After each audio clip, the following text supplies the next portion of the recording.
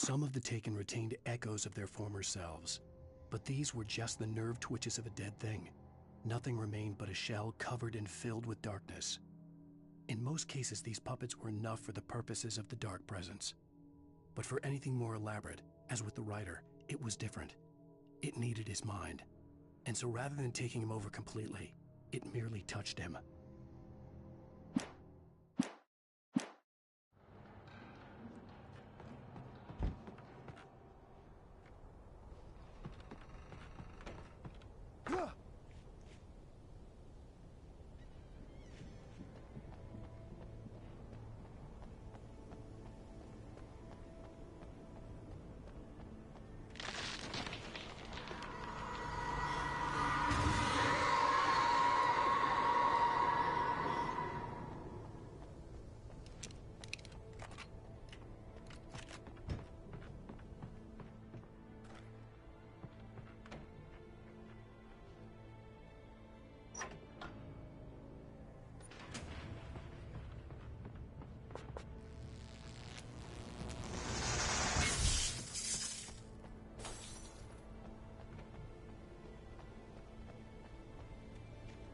There was no way the flashbang grenades were Standard Power Company equipment.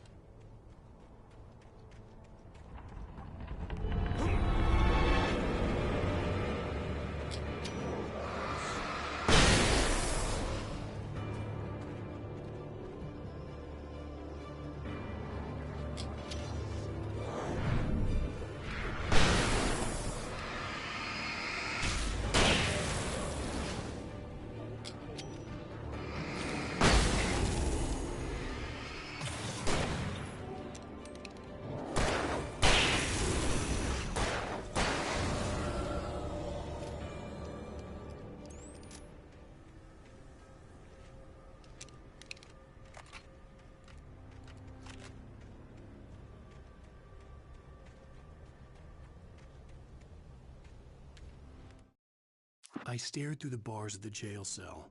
Barry stood behind me, swaying on his feet, looking as ill as I felt. Agent Nightingale stood on the other side of the bars with Sheriff Breaker. Nightingale had a stack of manuscript pages in his hand.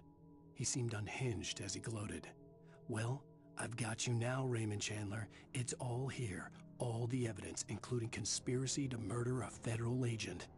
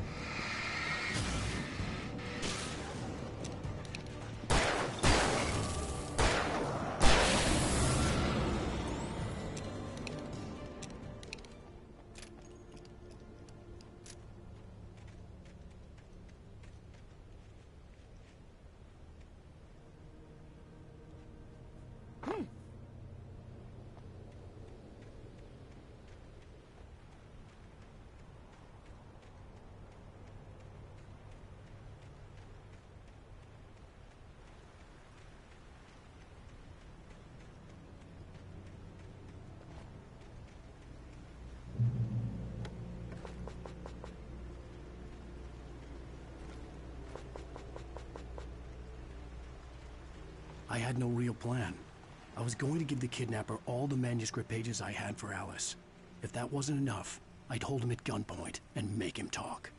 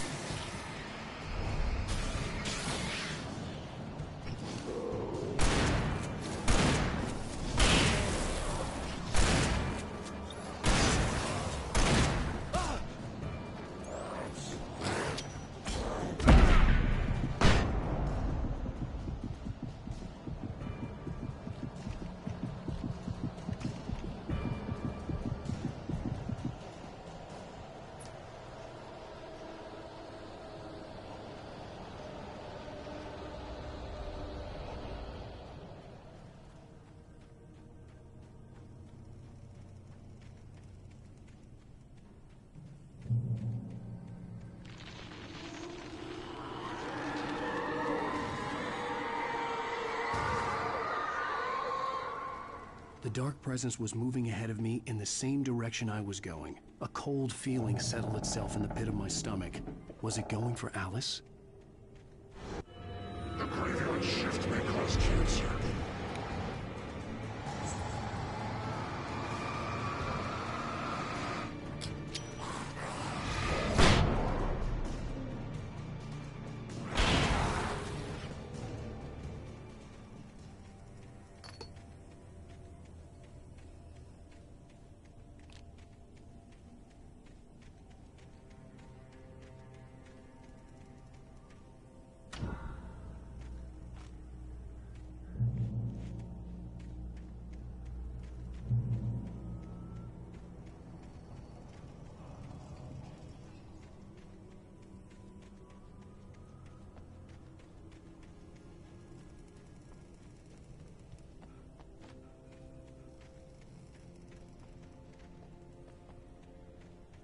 The place was dead, a ghost town.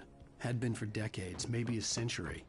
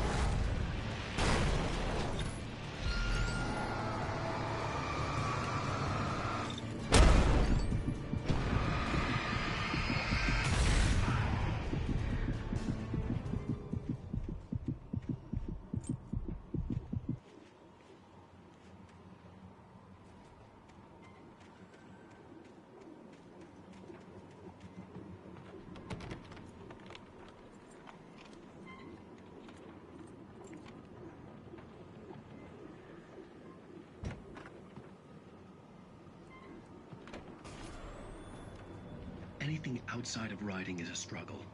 I feel ill. I managed to make my way downstairs. There's a shoebox filled with books and papers by Thomas Zane.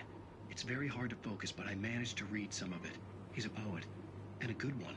He writes of muses and creators summoning fabulous things from a magic lake, using his powers to shape the world of a realm of gods and dreams and demons, dark things that wait for a chance to slip through, wearing the flesh of men as disguise. Zane writes about himself, his girlfriend being taken over by a dark presence, about growing scared of the lake. Zane believes it's a mirror to the gaping void of darkness above, where some Lovecraftian presence lurks. I crawl back upstairs. I'll borrow these things for my story. They ring true. They fit.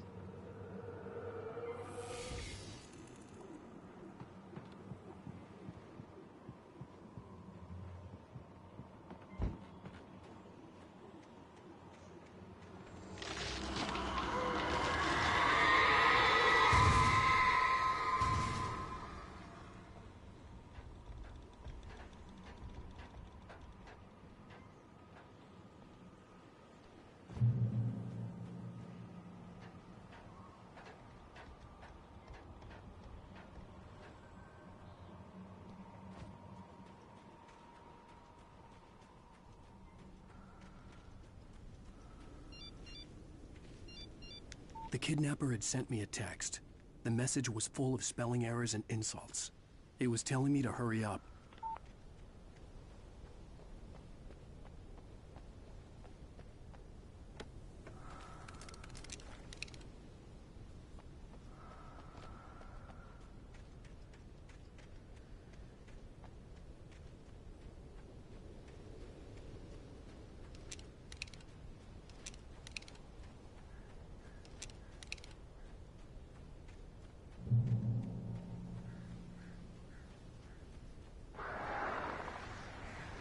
Birds.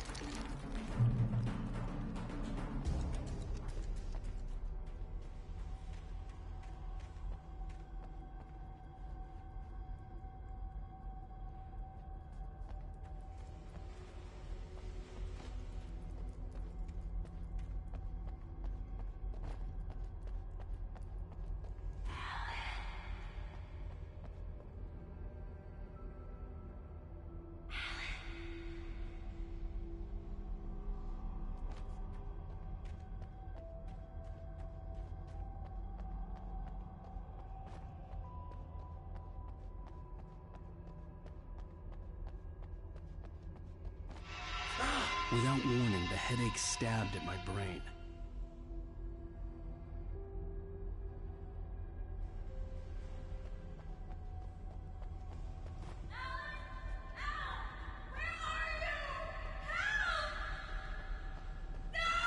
Alice?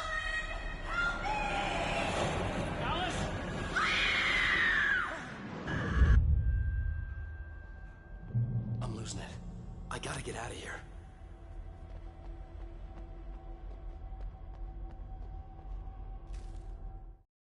The hunters were big, thick-set men, confident and at home in the woods.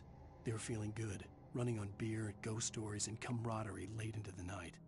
It did them no good.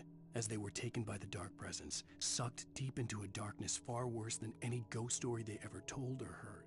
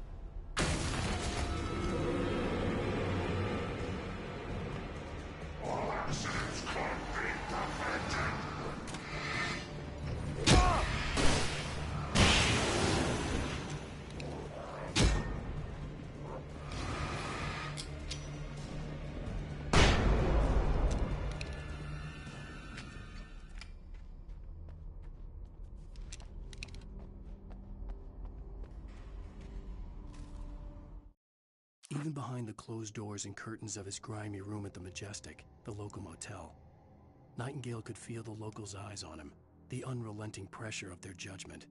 He forced it out of his mind. For all he knew, they could all be under Wake's spell already. You do what you have to do to get the job done. He took comfort from the bottle in his hand. Please, he thought, just let me get through this.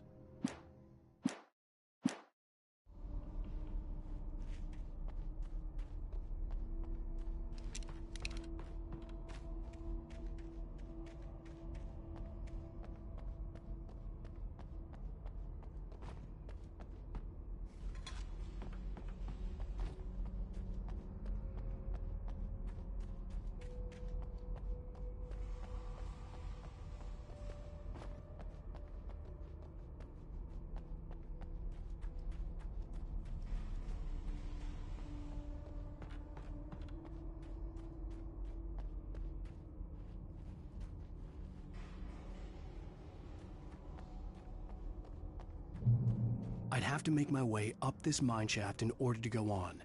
Maybe the machinery could help me with that.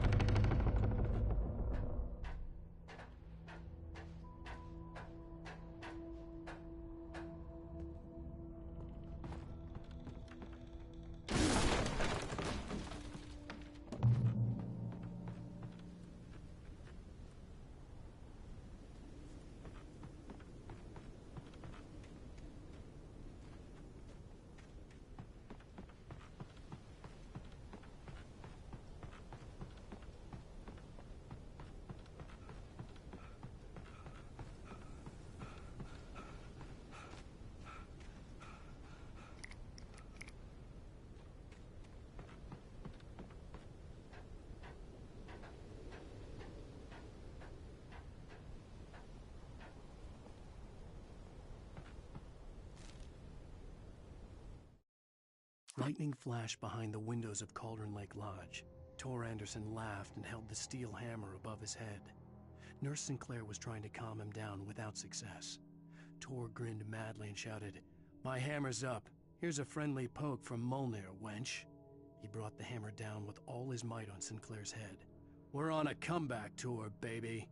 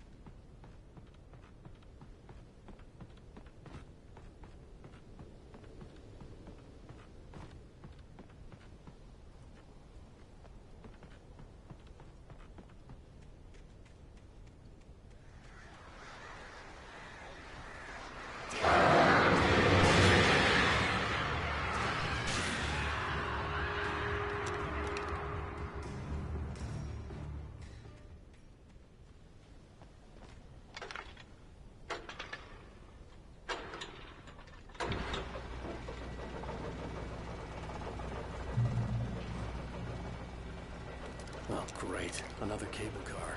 Just great.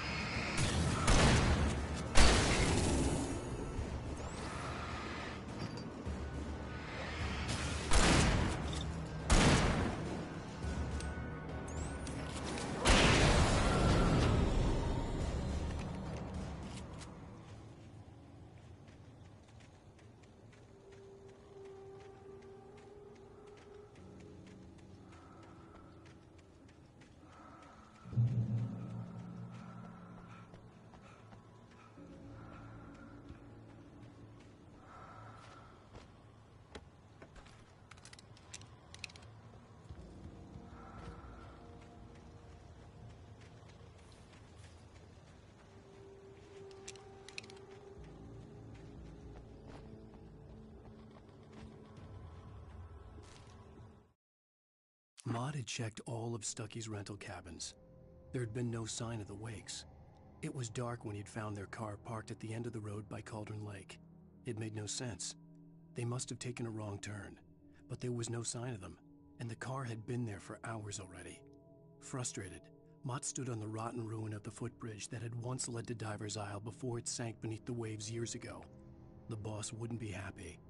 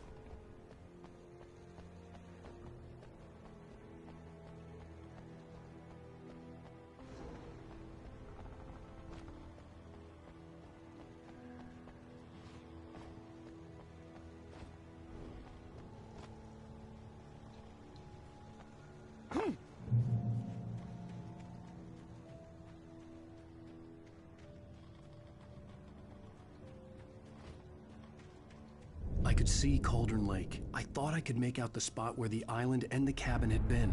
There was a light near it. It had to be a boat.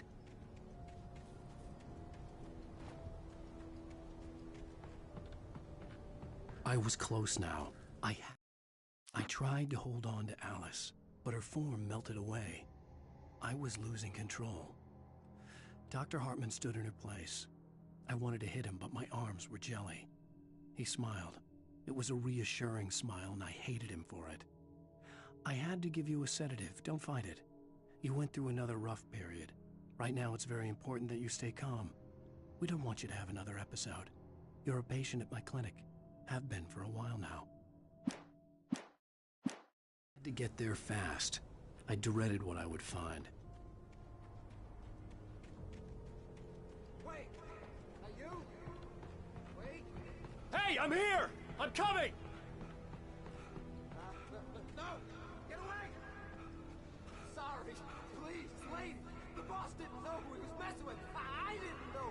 I swear, I didn't know. We don't have it.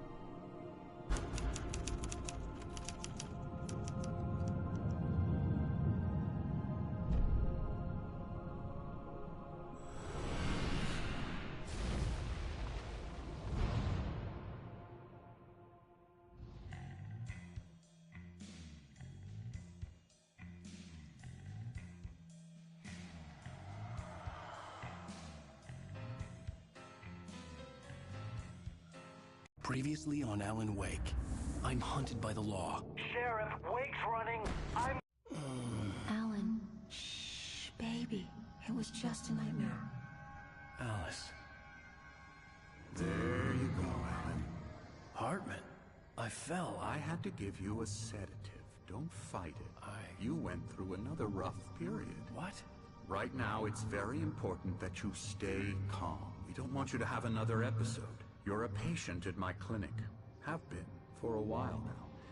The shock of your wife's death triggered a mental illness. No, you're lying. You're suffering from various symptoms of undifferentiated schizophrenia. Bastard. It's okay, Alan. Just let go.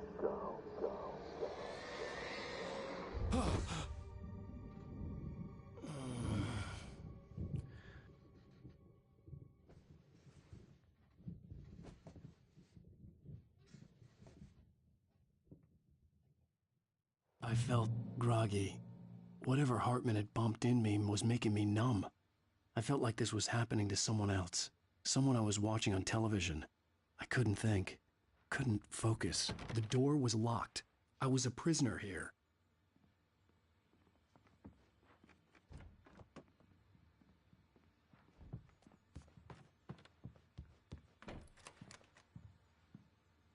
Good evening, Alan. Are we feeling better now? Feeling calm? Yeah. I see you brought your pet gorilla with you. So sure, I'm calm. I get the message. Loud and clear. Quite right. That's the spirit. You're being very brave, Alan. I understand you're confused. I would be more concerned if you weren't suspicious of me. I don't blame you for it. Big of you. Now, why don't you come with me? We'll reacquaint you with my clinic and go over everything you might have forgotten. Little walk and some fresh air? Yes, it will do you good. This corridor is for patients. Most of them aren't here right now. Jack took them out for a fishing trip. Except for the ones who are particularly vulnerable, of course. I encourage creativity as a part of the recovery process here at Cauldron Lake Lodge. I specialize in treating artists. I bet you do. Splendid, Alan. I honestly believe we can get this thing under control if we work together. This way, Alan.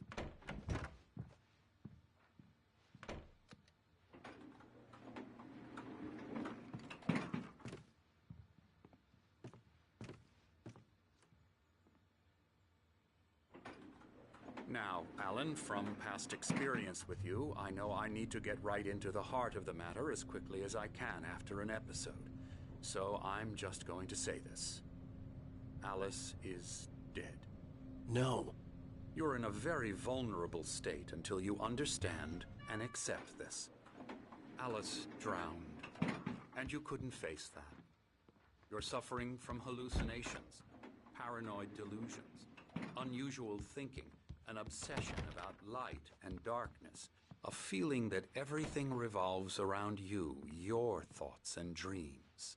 Your mind has constructed an elaborate fantasy scenario in which your writings are affecting reality.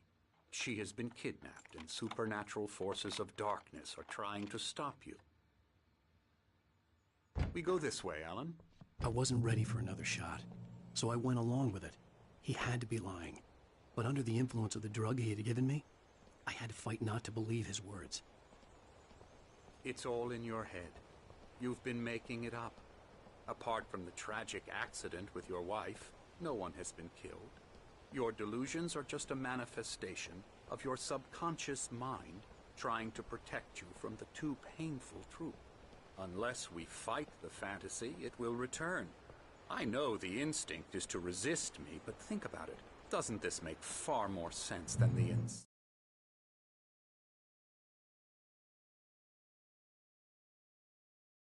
supernatural conspiracy you have concocted in your mind? You're a skeptic by nature, Alan. We both know this. Everything can be explained logically.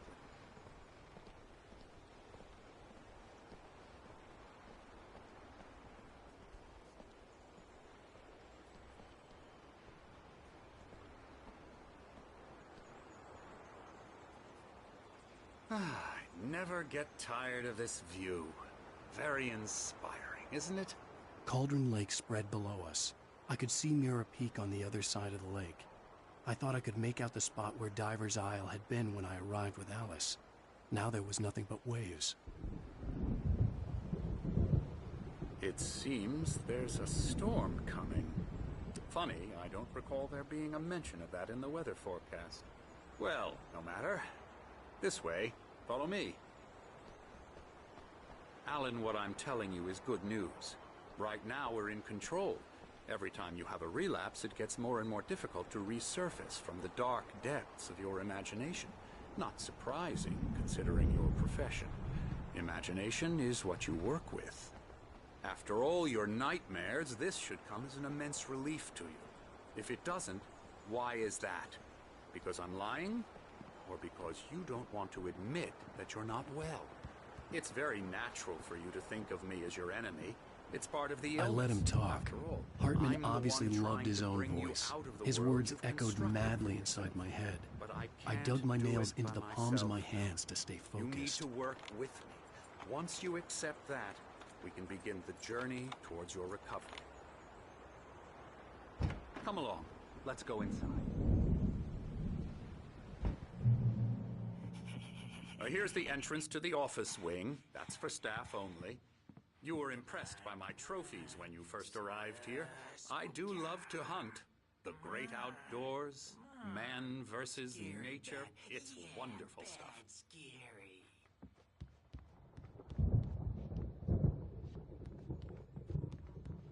Scary, scary, scary.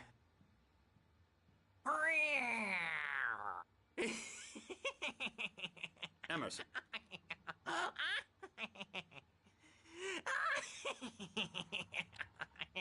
I'm a real bad dream, mister. You should be afraid of me. Don't want to run into me in the night, that's for sure. Please, Emerson. Mr. Wake is confused enough as it is.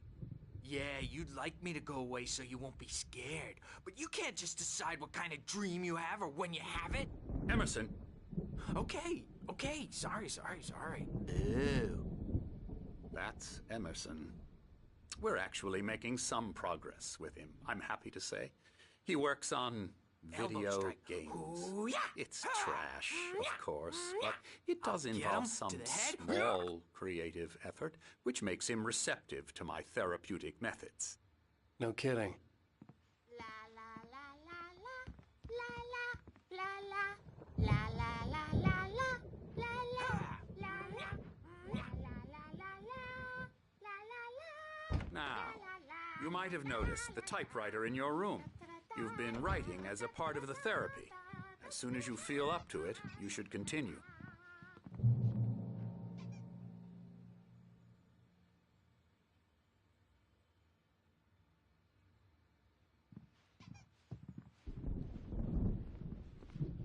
My rheumatism's killing me. There's a storm coming. Oh, what a storm. I hope it wipes this place off the face of the earth. And these two are the Anderson brothers, Odin and Thor. They had how should I put this? A heavy metal band in the 70s and 80s called Old Gods of Asgard. They even adopted new first names to complete the image of Viking gods. After the band broke up, they lived on a farm nearby. They are, well, in advanced stages of dementia. They're well cared for, TLC and all that. There's nothing more that can be done. I'm afraid that the rock and roll lifestyle has left its mark. Oh, that won't do. I'm so sorry to cut this short for now, Alan. The power has been acting up. I'd better go check on it. We'll continue this soon. Meanwhile, when you feel up to it, return to your room and try to write. It really is for the best. Don't you think? I'd like to bash his head in with a hammer. Oh, he'd love to fish out our secrets, but he has no clue. He's not crazy enough. Not crazy like us, Sonny. Yeah! Being crazy's a requirement, Sonny. Who else could understand the world when it's like this? It takes crazy to know crazy. That's the sanest thing I've heard in a while. Zane! You're all right, Tom. Hey, we like him, don't we, bro? He's got to go to the farm. The Anderson Farm. Valhalla! We wrote it all down, lest we forget. A crash course. All you need to know to get your head right. You need to find the message. Here, Sonny, here's something for you. Gave me a rash, but I kept it safe from these bastards. Zane could feel the poems, taking form, shaping things. As he experimented, he imagined he could almost feel the power surging through the keys of the typewriter. It exhilarated him. But there was fear, too. If not for his young assistant Emil, he would have given it up. But Emil convinced him otherwise. He too had a way with words. My head was clearing up, or according to Hartman, I was sinking back into the fantasy. I was convinced he was lying to me about everything. Crazy or not, the Andersons made more sense. Tom, you got any booze on you? Yeah, no. Sorry, We have guys. a stash of the special stuff at the farm. Our own formula. Local ingredients. Medicine clears your head right up. Makes you remember like moonbeams on the brain. Oh, I just noticed. Leather patches on the elbows? That's not very rock and roll. Tom just lost is all. Baba Yaga got to him too, the damn witch. She used us all. Taken from all of us. Took my thunder, the witch. And my ravens, what were they? Memory and thought, the hag. She took something from you too, didn't she? That's what she does. We're better off. This place, the lake, it gives you power. If you're a creator, an artist, a god. Nightmare shifted in their sleep in the darkness of the lake. Yeah, that's the one. She makes sure it comes out twisted and wrong. Just ask the lamp lady. She knows what happened to that other writer. She's been using you, boy, and you let her. You went and opened the door for her, didn't you? Now, it was already open a crack. And whose fault is that? We're morally corrupt, disease-ridden, old and stupid. Doesn't mean he had to open it all the way, goddammit.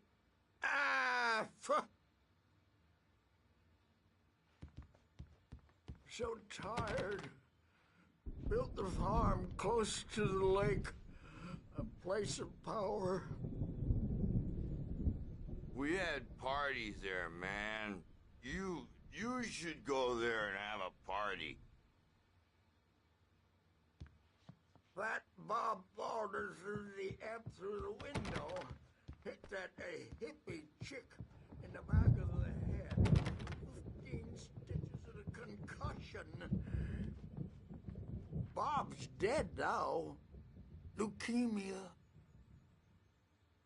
Stitches, snitches, and narcs, man. Bad scene. Bad dream, and you can't wake up. You can't hurt a nightmare because all dreams are only imagination. Hey, Wake, why don't you humor Dr. Hartman and give the writing a shot, huh? Typewriter's in your room. You can get to your room by those stairs, Wake.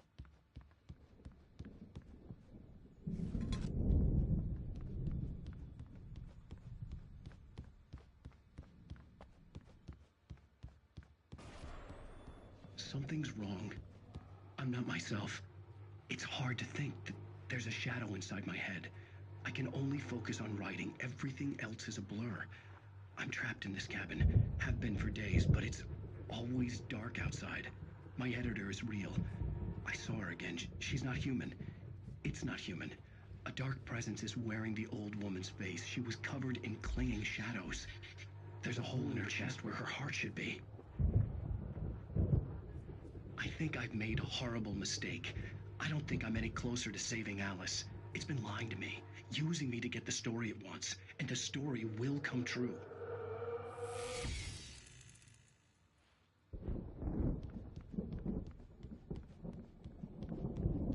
Hartman had mentioned that the power had been acting up.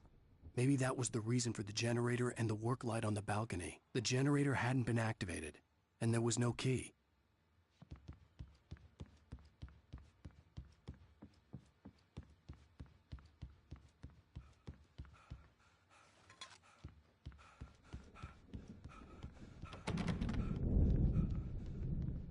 Hartman wanted me to write. I knew I couldn't, but I figured I should just play along for now. It was the only thing I could do with Nurse Birch watching me like a hawk. The white glare of the blank page in front of me hurt my eyes. My hands began to shake uncontrollably. Everybody calm down. Put that down. Bert, I need help. Hey, Wake, you stay here. I'm gonna go see what's up. You just keep doing what you're doing. Be cool, okay?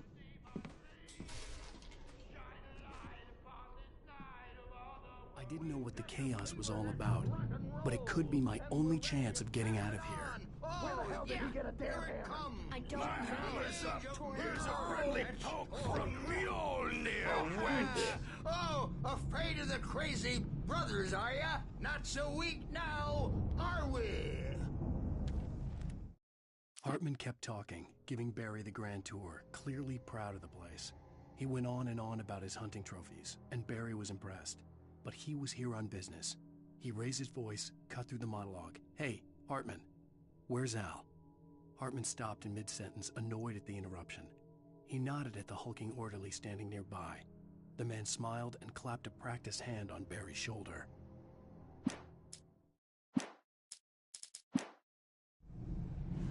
Well, things are unraveling fast, aren't they? Sinclair looked bad. That wasn't a love tap. The crazy old fart hit her hard. If she was one of Hartman's goons, she had it coming.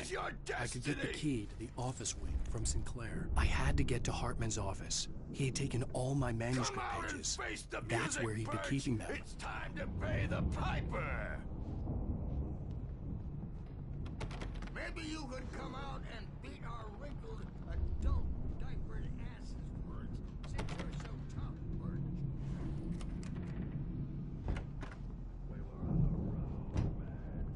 The markings on the tape said they were recordings Hartman had made at the sessions with his patients. I saw Alice's name on one of them. For a moment, I couldn't breathe right. Hartman wasn't happy. Maude could see it in his eyes. He quickly lowered his own. He had made a mess of it, and he knew it. The shame of failure was hard to bear. He hadn't expected Wake to say he needed more time, and he blurted out 2 days, less than Wake had asked for to show him who was in charge. But that wasn't part of Hartman's plan.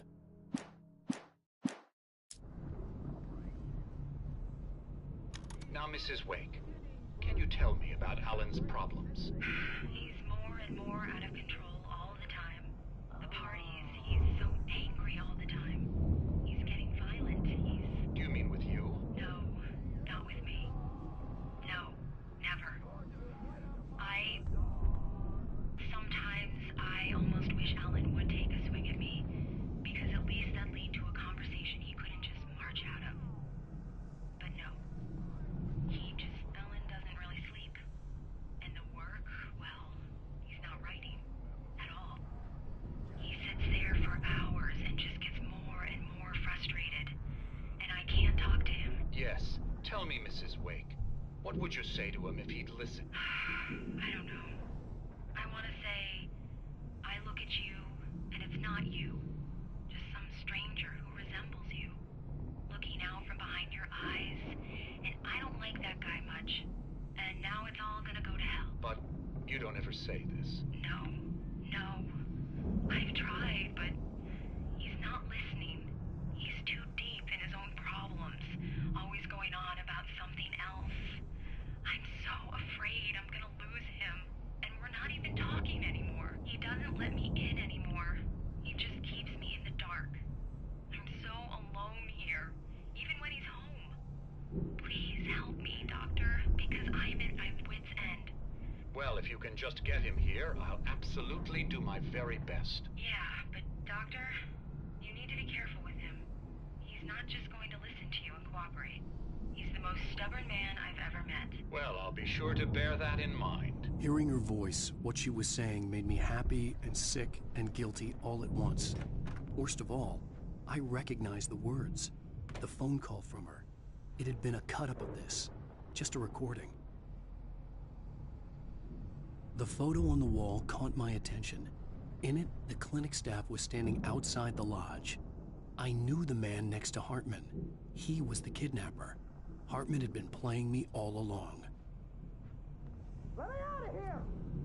Hartman, do you hear me? I'm gonna shoot your crazy quack ass. Seriously, do you have any idea how much trouble you're in? I am famous. I represent a celebrity. Barry? Ow! About time. Barry, man, am I glad to see you. We need to get to Hartman's office. It's right next door. You okay? Yeah. I mean, no! The cops found me at Rose's trailer.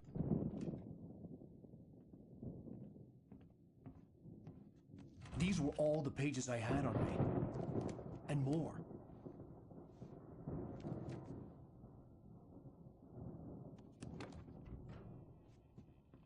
Alan, please. You're sliding back into the... Tell me one more lie and I'll shoot you in the face. Ah, well, it was worth a shot. Really, Wake, come on. Let's work together on this. You have no idea... Hartman, shut up! Barry, get out of here. I'll catch up with you. Get a car. Oh, Al, let's just... Go! Wake, listen to me. This is a mistake. Don't you see? Together we can create something absolutely wonderful. with your ability and mine.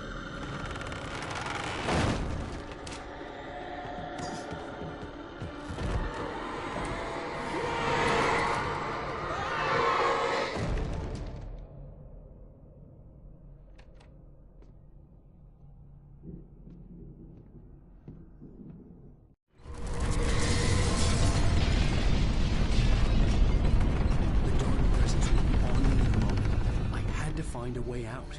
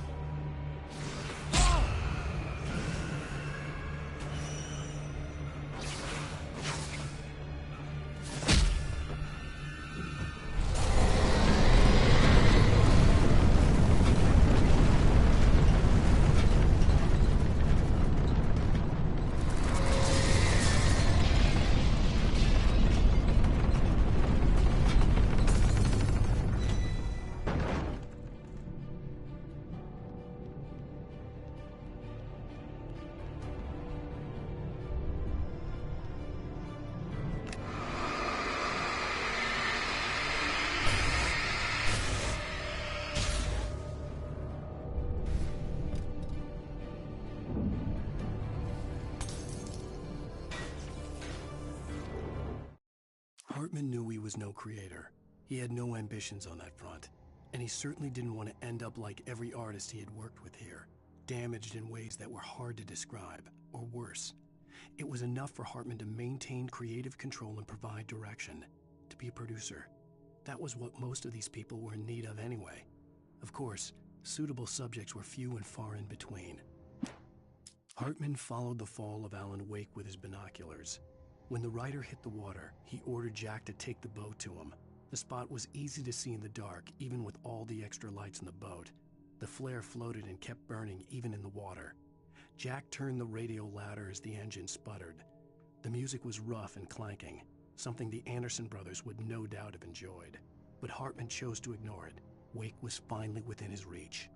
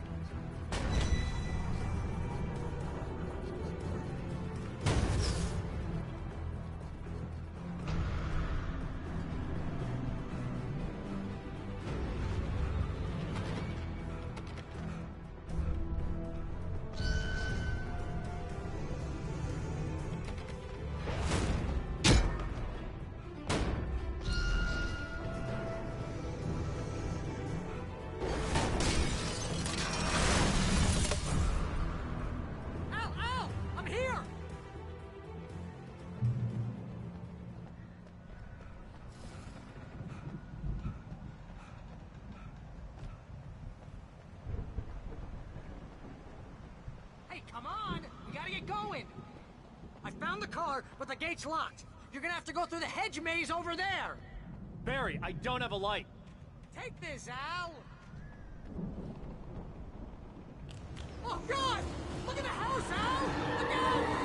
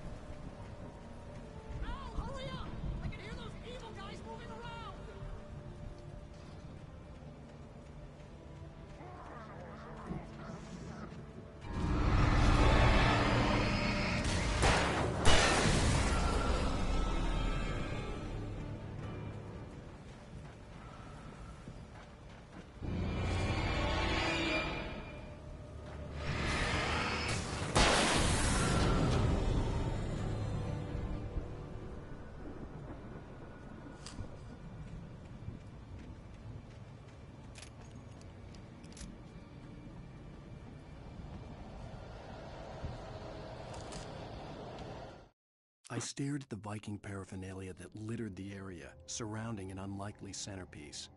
A full-size stage complete with an impressive sound system with all the trimmings, including a dragon. It took a special kind of crazy to build something like this in a remote field. When the sky split open with a deafening boom and the music started blasting, it felt strangely appropriate.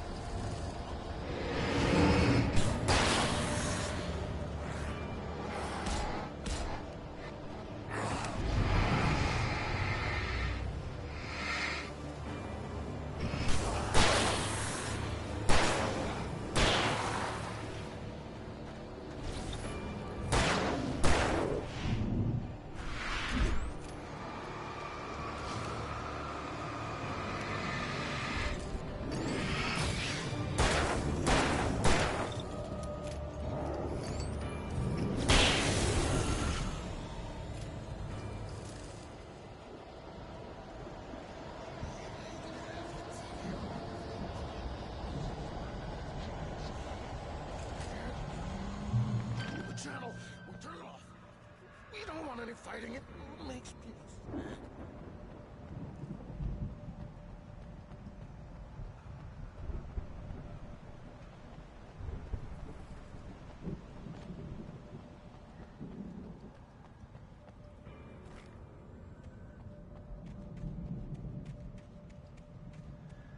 You get 2 pills in the morning, and then you'll be nice and cold. You get 3 pills in the evening. And then you sleep like a baby.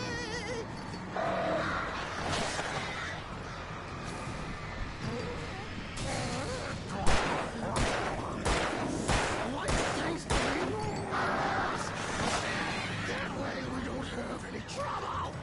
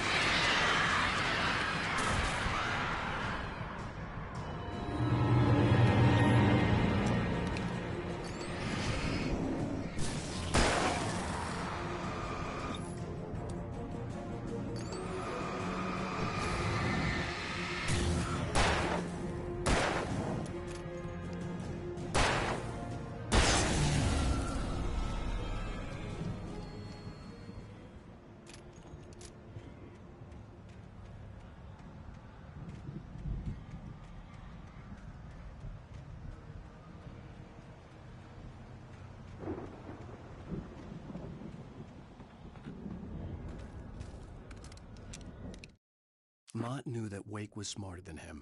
Wake had more money, a beautiful wife, everything. And Hartman said Wake was important. That made him better than Mott. But Mott was calling the shots now. He'd expected Wake to whimper and grovel, but instead, he seemed willing to fight. Mott knew he'd gotten under Wake's skin. If only Mott actually had his wife. The thought made him shiver.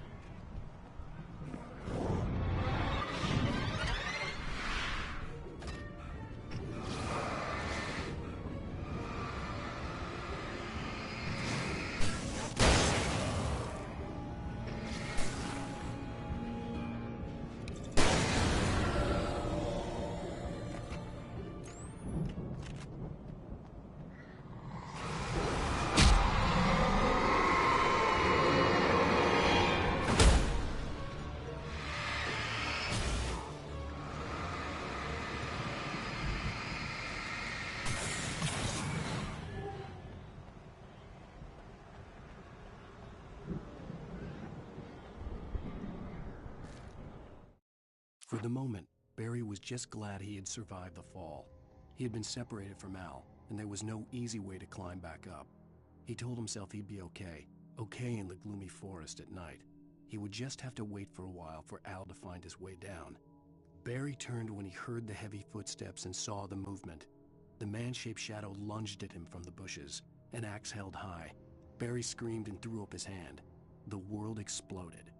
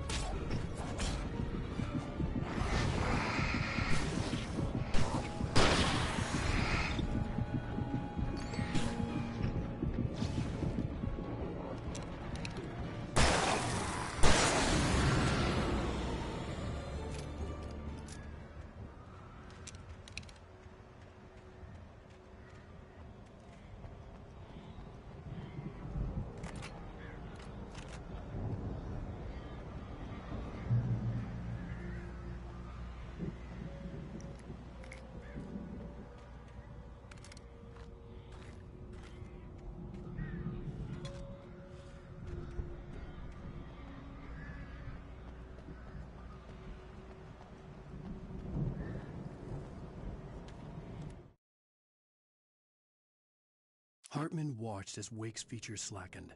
The man was bullheaded, no doubt. Even lying on the bed, he'd almost broken Hartman's nose the second time. But with a little time, he could break Wake down, give him proper direction. Wake was easily the most promising subject he'd had. Well, since Tom, really. "Sleep well, Alan," Hartman whispered with a smile. "Let me take care of you." He sniffed hard to clear his throbbing nose, swallowed blood, and barely tasted it.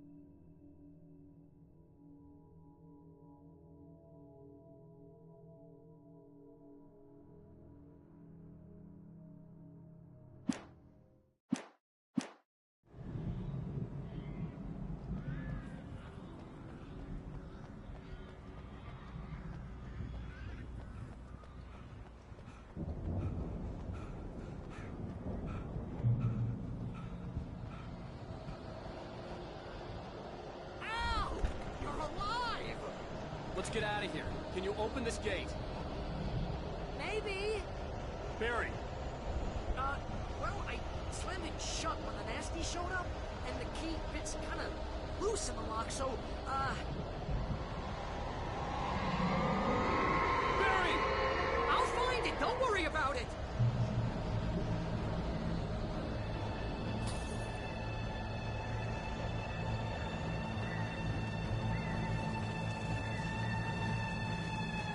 Hurry up, Barry! I'm on it!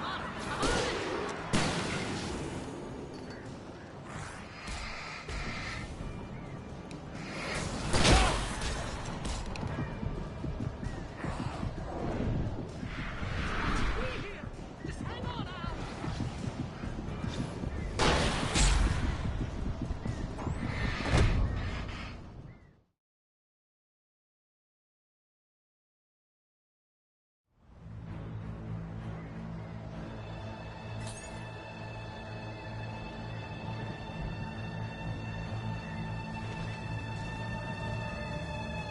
Hurry up, Barry!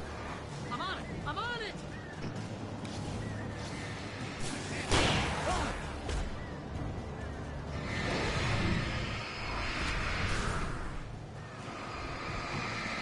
I'll be here! Just hang on, Al!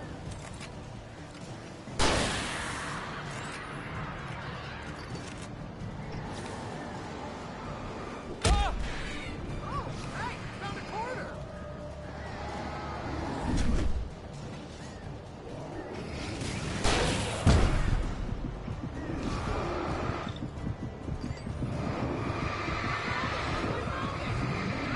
Wait, that's a twig!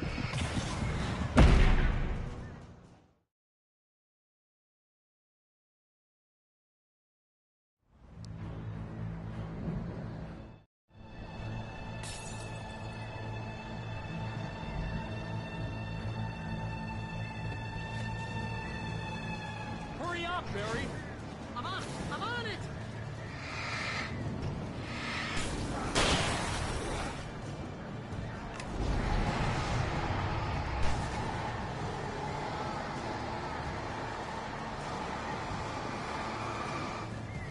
I'll be here!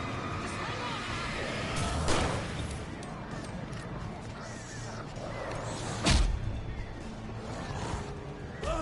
Al! Hey, found a corner!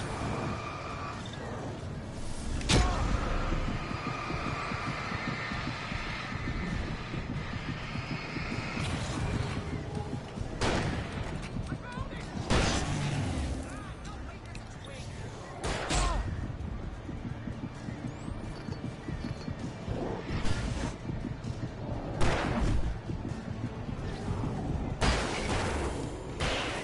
Al, I found the key!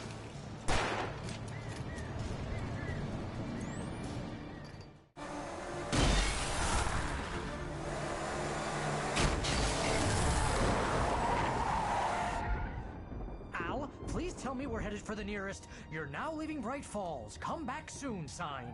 We're going to the Anderson farm. I knew you were gonna say something like that. You know what? You owe me big time for this. When this is through, if we make it, I don't care what anybody says, I'm done with darkness. You're gonna buy me a tanning bed as a gift, and I'm gonna live in it.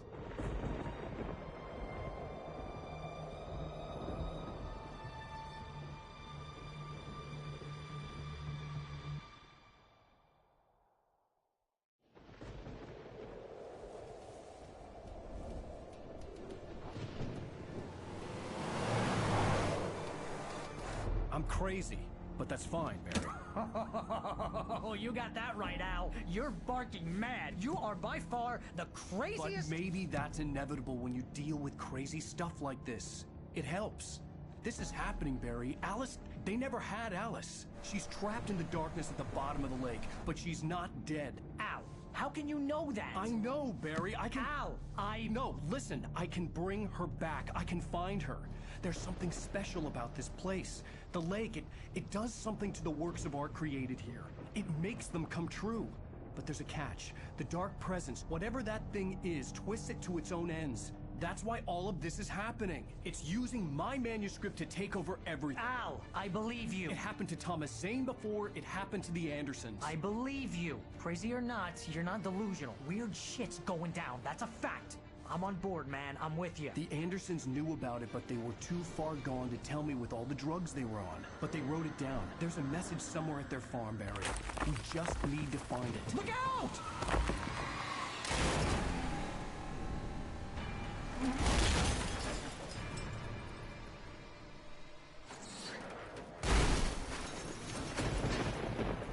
Al! God damn it, Al, talk to me!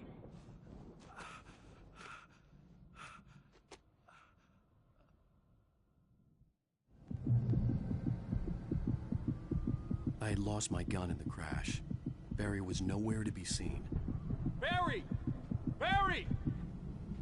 Oh, man, you're okay! Jeez, it's good to hear your voice!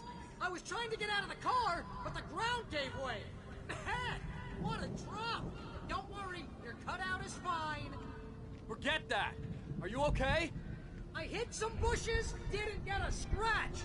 There's no way you can climb down, though! It's like a sheer wall! Ah! Al! There's something moving down here!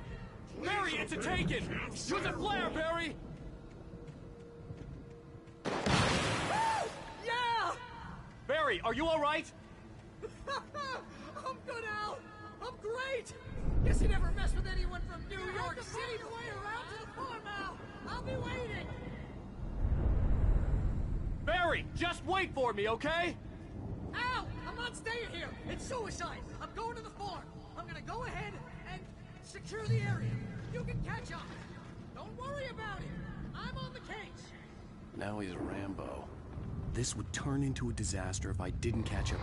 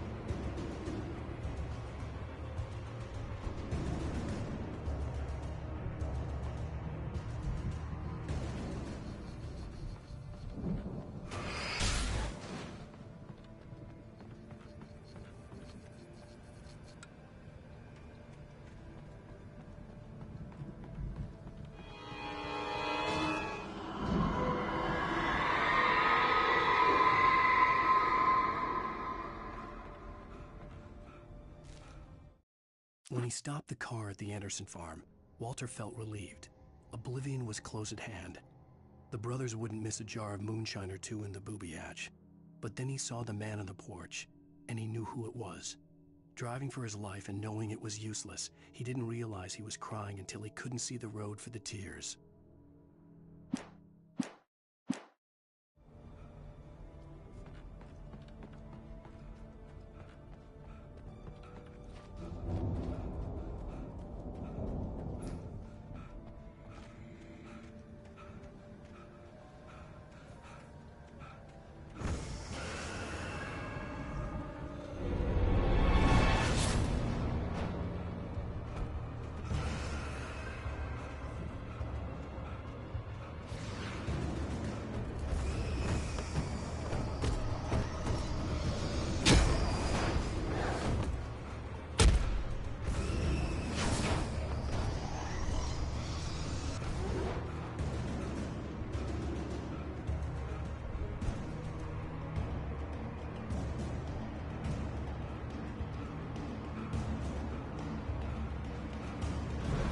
thugs crawled over the gate.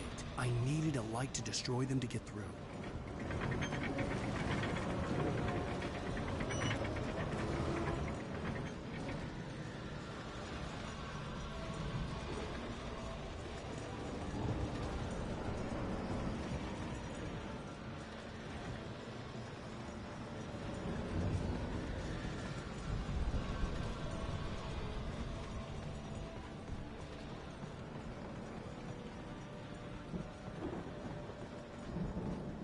I hoped there'd still be a working generator somewhere around here to power up the old lights by the gate.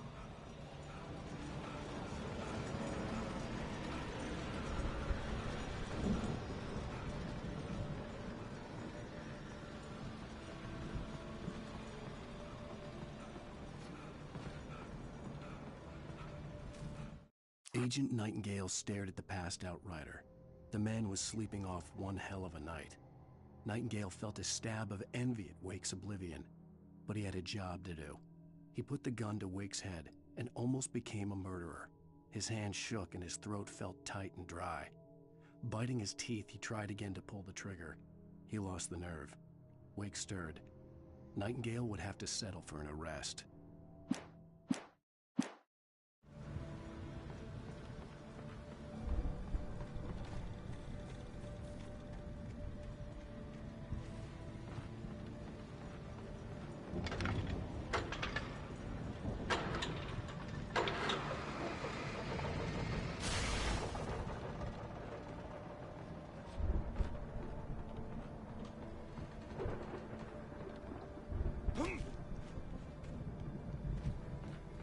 I could sense the movement in the woods ahead. Facing the enemy without a weapon was dangerous, but I had no choice.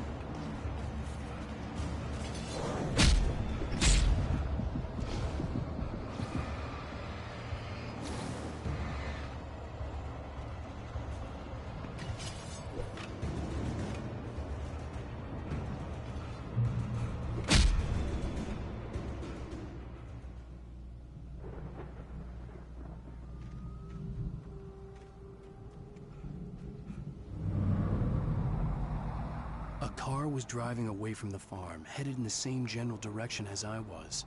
For all I knew, it was Barry, caught in the consequences of leaping before looking.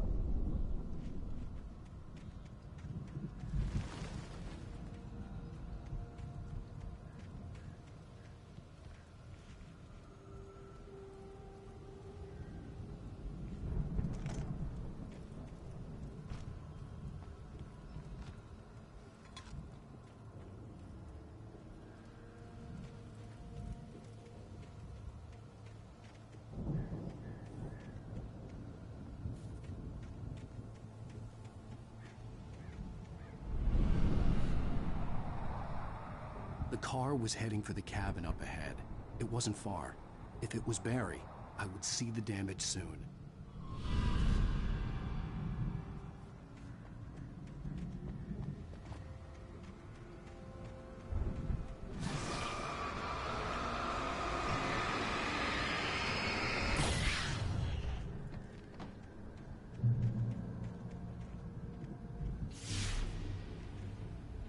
I'm trying to deliver each page to the right time and place.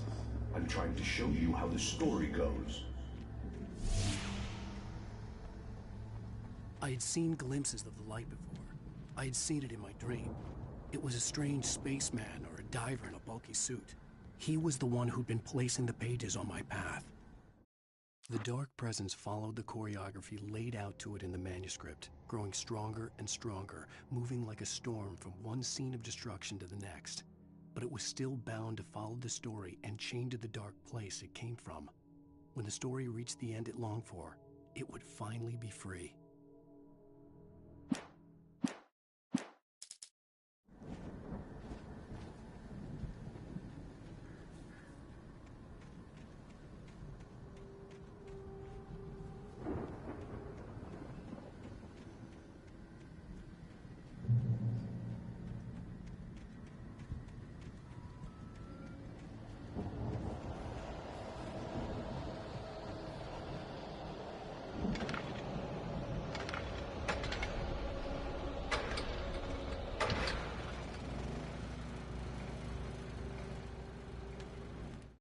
The storm raged on as the Anderson brothers walked unsteadily away from the clinic with the other patients in tow, knowing that this time they wouldn't return. The darkness around them seethed with horrors, but Tor and Odin were unafraid. Their eyes glinted with guile. They knew every secret path, and there was blood on their hands. They had fought these shades before.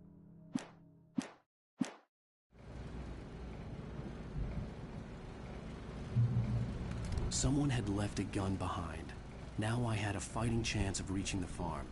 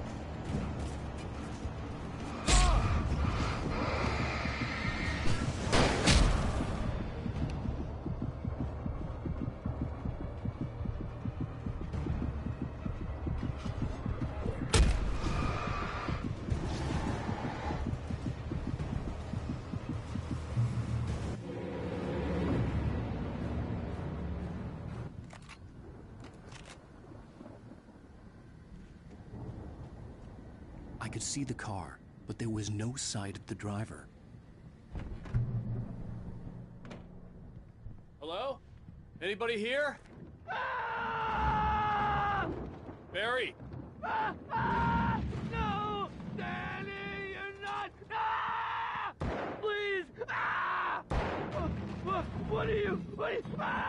No! Don't! I'm sorry!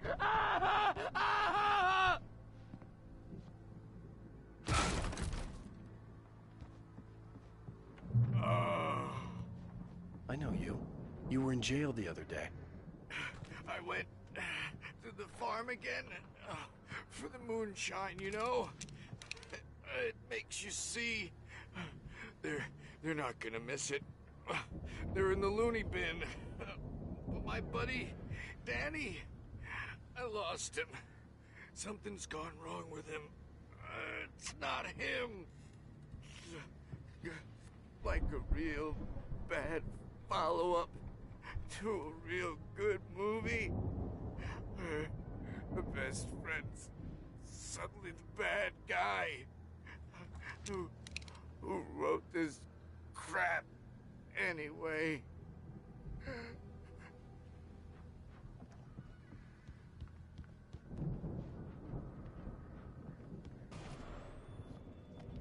I've run through every possible course in my head. If I continue like the Dark Presence wants me to, the story I'm writing won't save Alice. It's a horror story, and it's going to kill her, and me, and everybody in this town. No one will survive. Darkness will consume everything. This is what it's wanted all along. It will be free, unstoppable. It used Alice to get to me, dangled her in front of me to keep me going. It was never going to release her. I'm going to change this. I'll escape. I've written myself into the story. I'm now the protagonist. This feels like a terrible risk, but it's the only way to save Alice. I'll be bound by the events of the story just as much as anyone else who's been woven into it. The story must stay true for this to work. There have to be victims along the way, near escapes, cliffhangers. In a horror story, it can't be certain that the hero will succeed or even survive. He almost has to die. I'll write my own escape into the story next. I need help. Zane's going to be the one who will help me. I'll make it happen.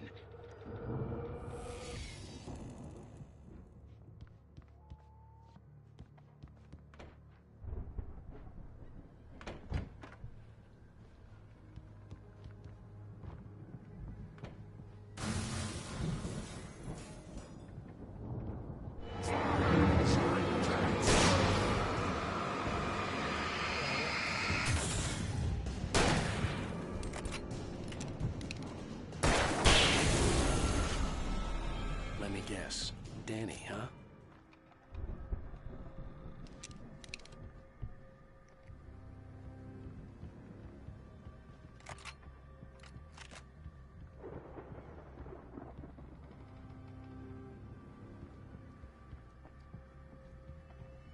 The front door was locked. I could climb out through the broken window.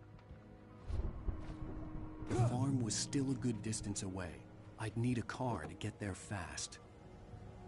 If Barry wasn't up here, he was probably in trouble down at the farm. For a moment, I felt bad for doubting him. After all, I'd made it this far myself. But Barry was Barry.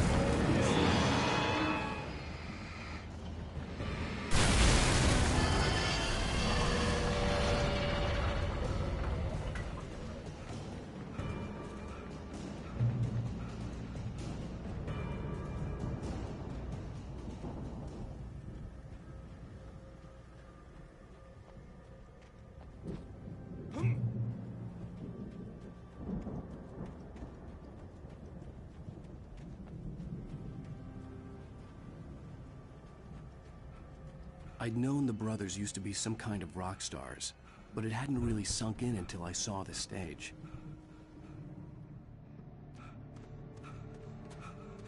Ow! Run! Incoming! There's too many of them!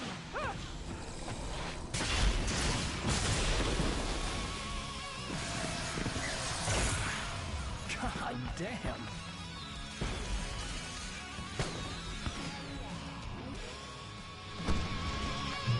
So glad you decided to go it alone, Mr. Bronson. Shut up and shoot! Ow! We have to fight them off! I can set off more of the fireworks from here and help you out! Hey, Al, did you notice there's a lot of ammo and stuff around? This place is stocked! Ow! Hold on! I'm trying to get the stage lights on!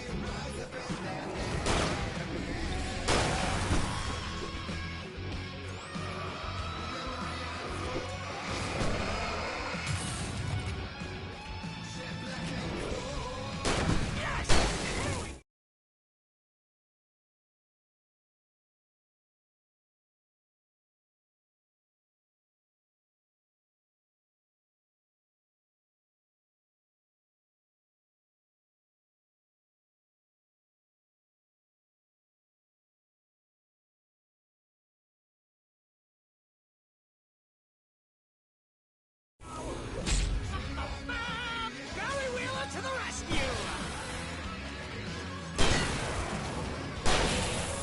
No! Damn it! Goddamn turn-of-the-century wiring! Hang on, Al! I'll get them working again, I promise!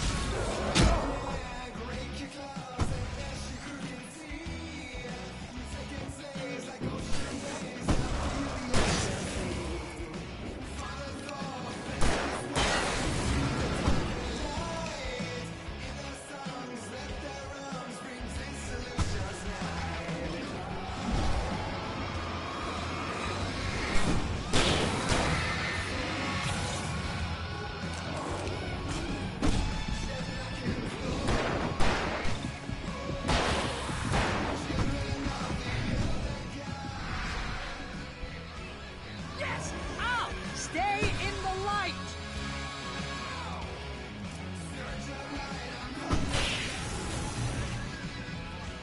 Oh, no, no! Why do you keep doing this to me?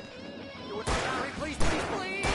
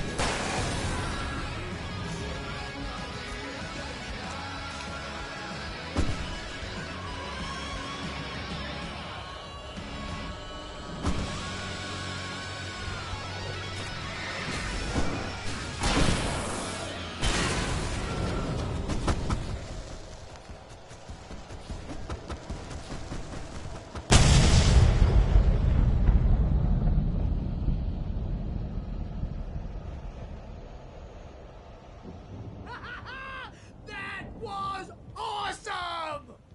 Bright Falls, rock and roll capital of America.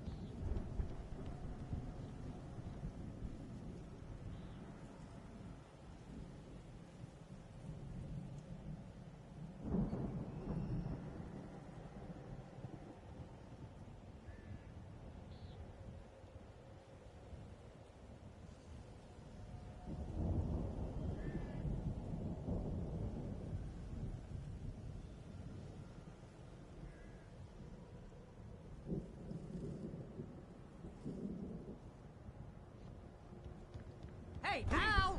This way to the farm!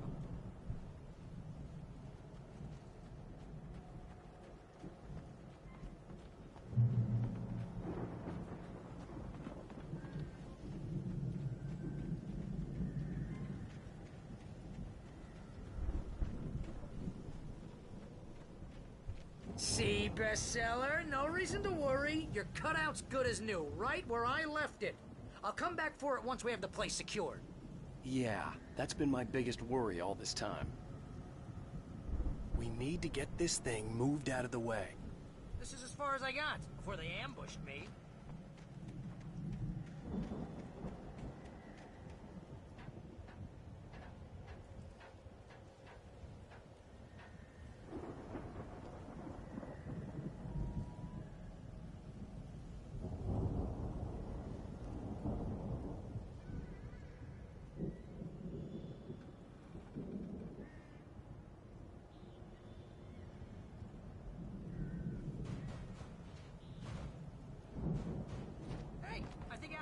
Here has something to say. What's that, Al? Oh, I'm Alan Wake. I'm always right about everything.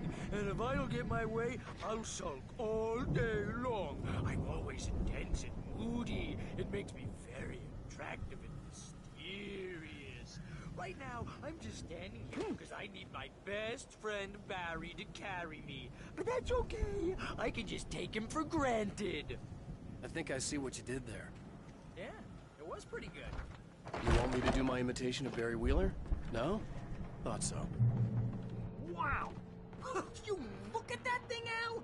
They really went all out with this Viking crap, didn't they? Look at all this stuff. They must have done okay for themselves, so how come I never heard of these guys before? And this from the guy who learned about Ozzy Osbourne through reality TV?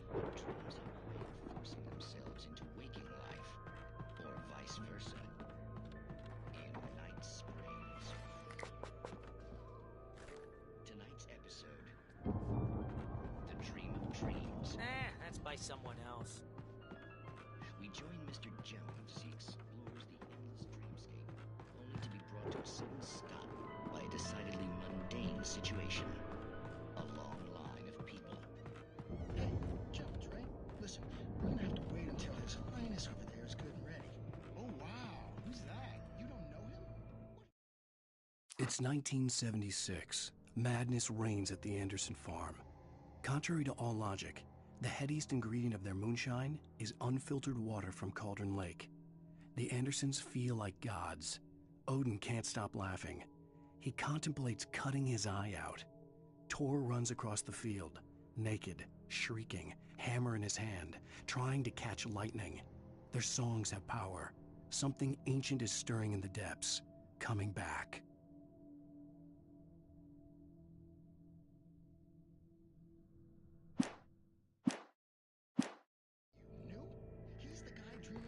The Viking boat looked imposing, almost like a battering ram. Wait, no. I'm the one who's dreaming. I'm asleep.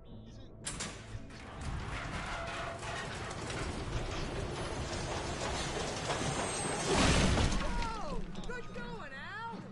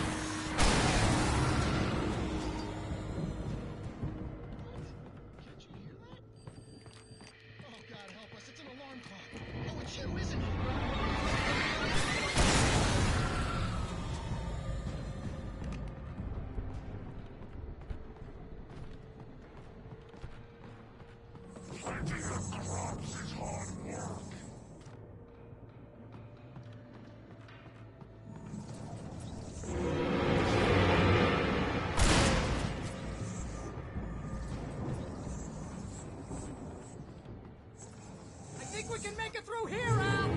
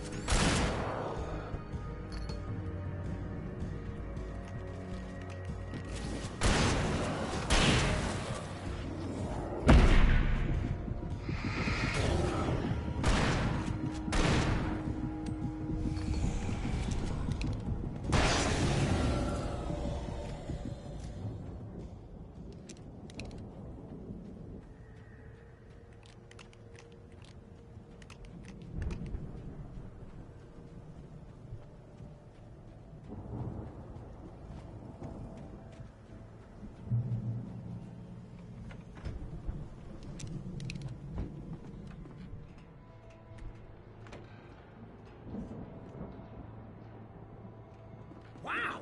Those geezers had quite a production going on. Ooh, you know what, Al? If we make it through this alive, I'm gonna start representing them. Yep, sell this stuff online, maybe get a reality show going, release a new single. Good luck with that, pal. Hey, The door was find us a way barred out from here, the other okay? side. I'm gonna take a I'd closer have to look at find this another stuff. way.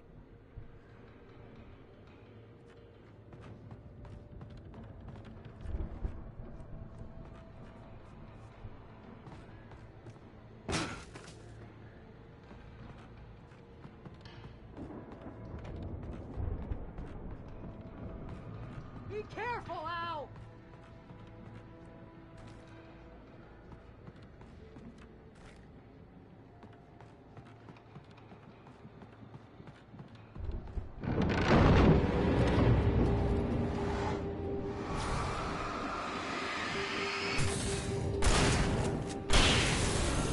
Whoa! You okay, Al? I'm good. Keep your eyes open, okay?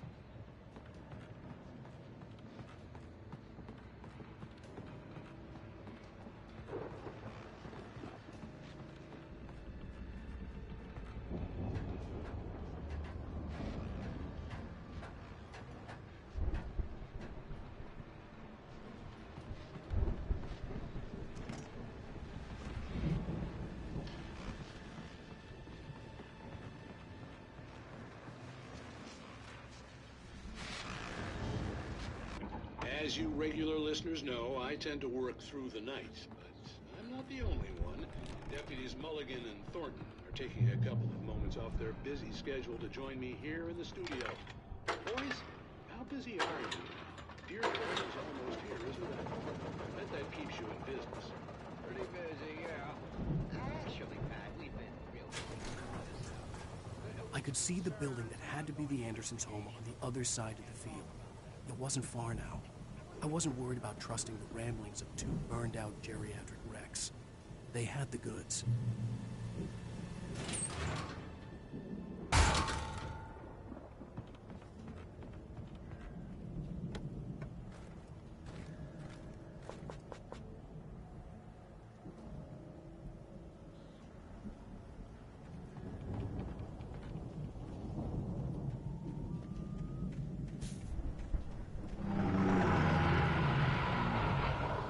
Got to be kidding me.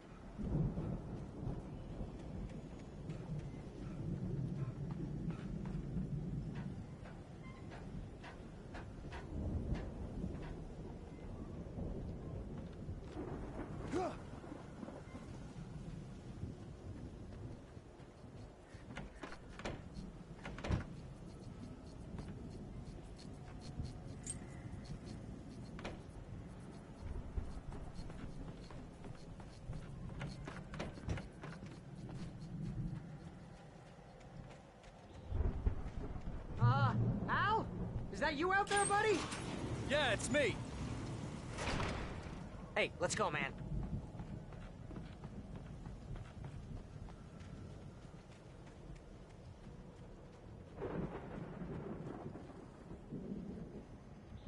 I think we're gonna have to work together to open this gate, Al. It's pretty heavy.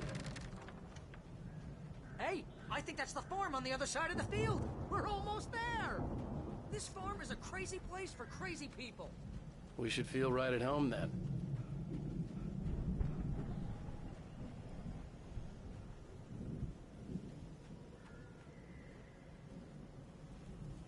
Come on, one more gig. Let's do this thing.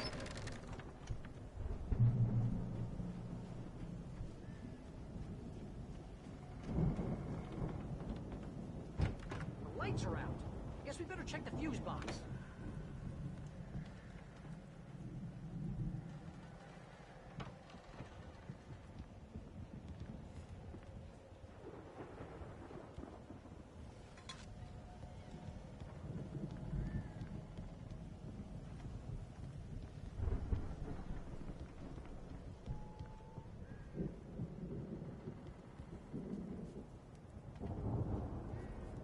The power downstairs was out, but I was sure I could fix that at the fuse box.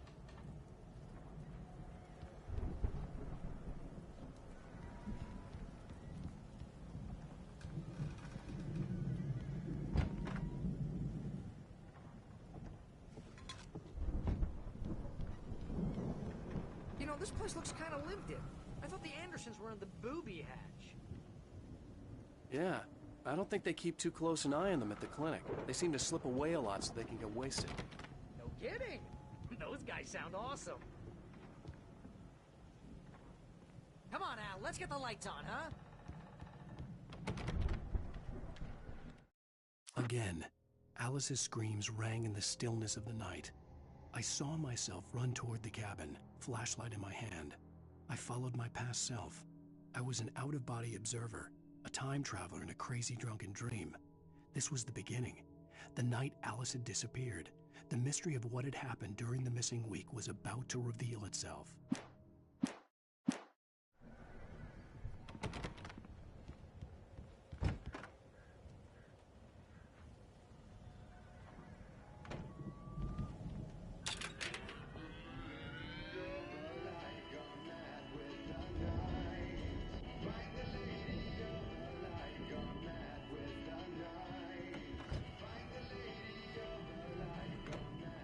Can you hear that, Al? Music? Of course. We need to find where it's coming from. That's the message the Andersons talked about. That's the whole reason we're here. Lady of the Light? Oh, that's gotta be... What's-her-face? The crazy lamp lady from the town. Cynthia Weaver. Right. Must be.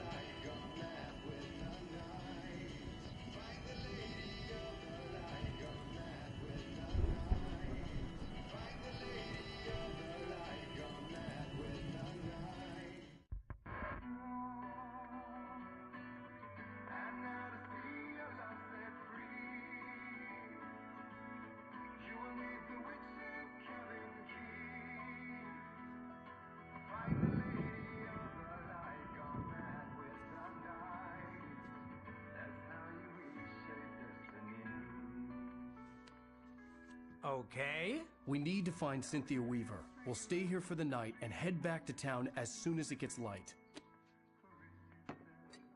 Hey, Al. Lots of hours before dawn.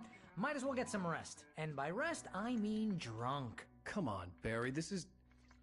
Yeah, what the hell?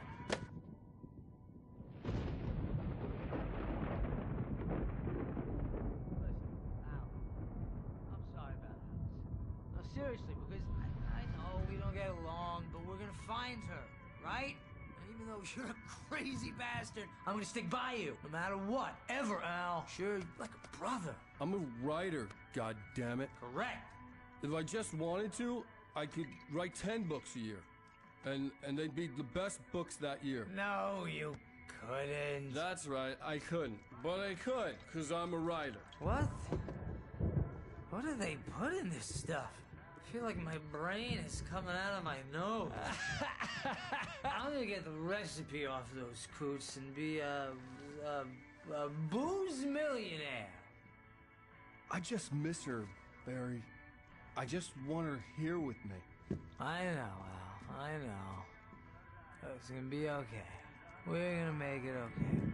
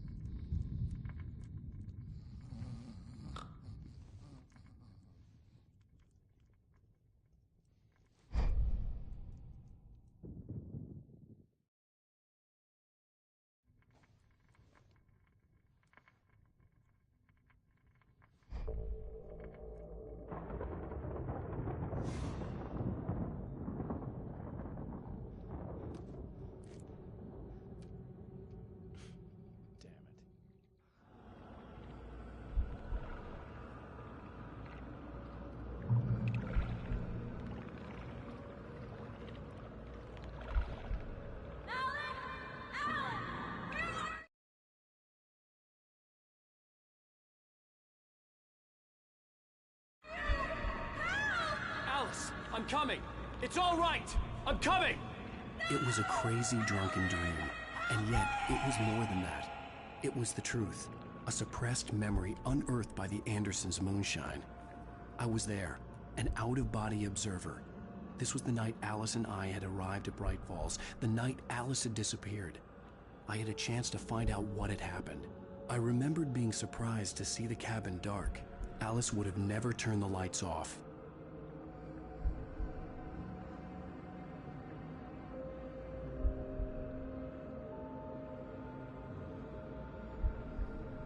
Beyond this lost memory, there was nothing. I had to follow the footsteps of my past self to find out what had happened that night.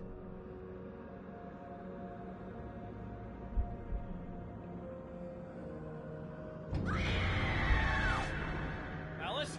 Alice!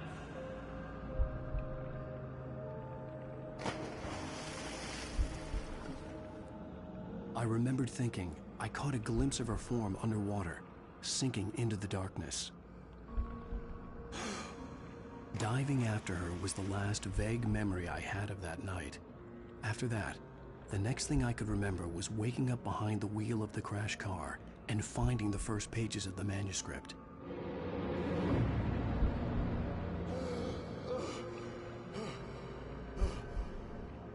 I couldn't find her in all that blackness. I must have thought she drowned.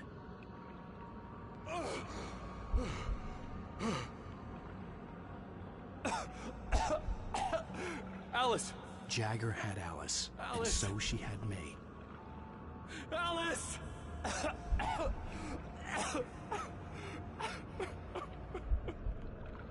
I'd been easy prey. Look at the cabin. Is there someone in the window?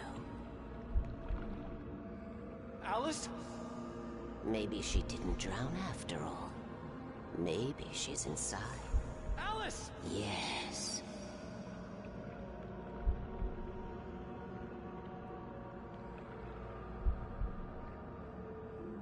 The dark presence had touched me. She had dug her nails into my brain and used me, made me her puppet.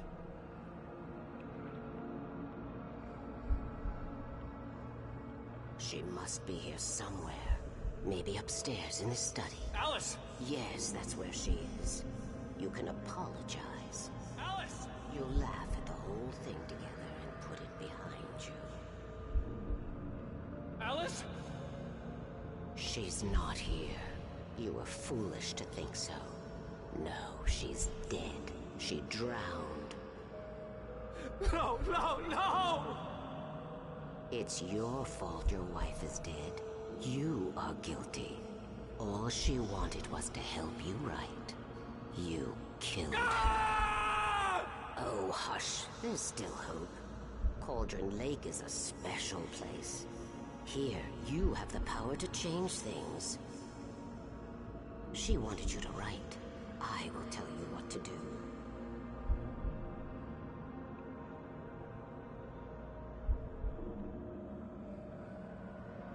You get her back.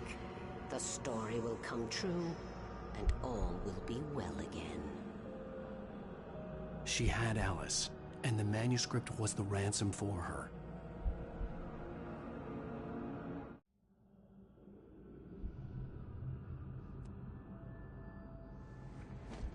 Yes. All right. I'll fix it. I'll bring her back.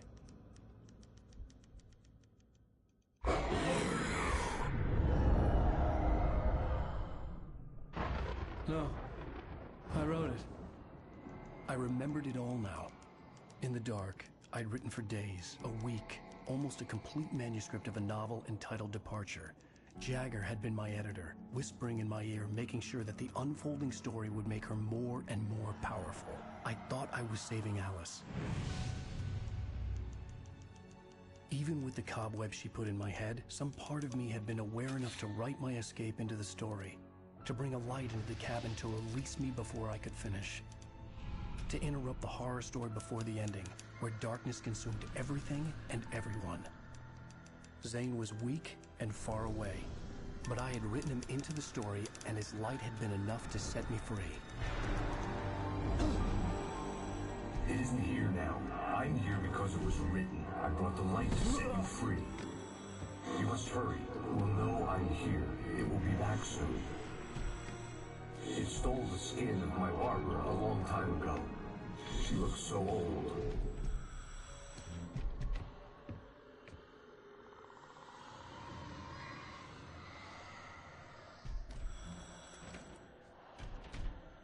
I'd woken up, confused and groggy, my mind consumed by darkness and fear. All I could do was to escape.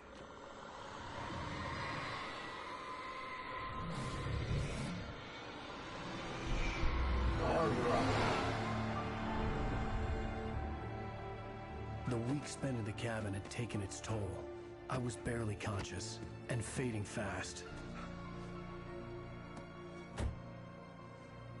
It had to have cost Zane terribly, thrown him even deeper into whatever dark place he now haunted.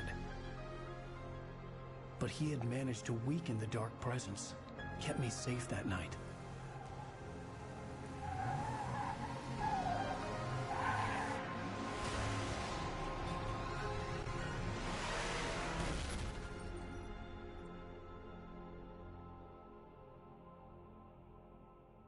I wrote it. It's my fault. That's right, James Joyce. It's your fault, and you're gonna pay for it.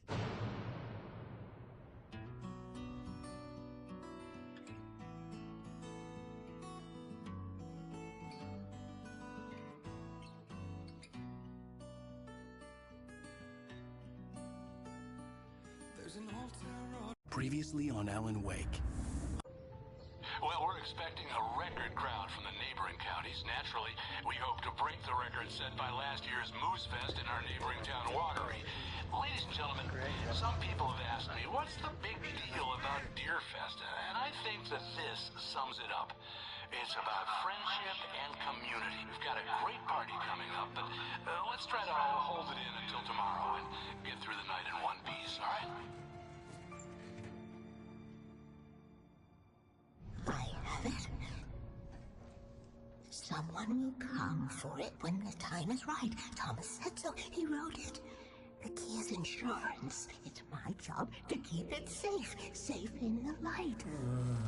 Always in the light.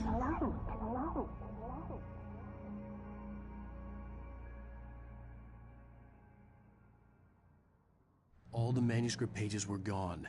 The FBI agent had taken them. I think my tongue just took a crap in my mouth. Ugh. Oh, wait, we're in jail now? Al. Al, this is not good. That about sums it up.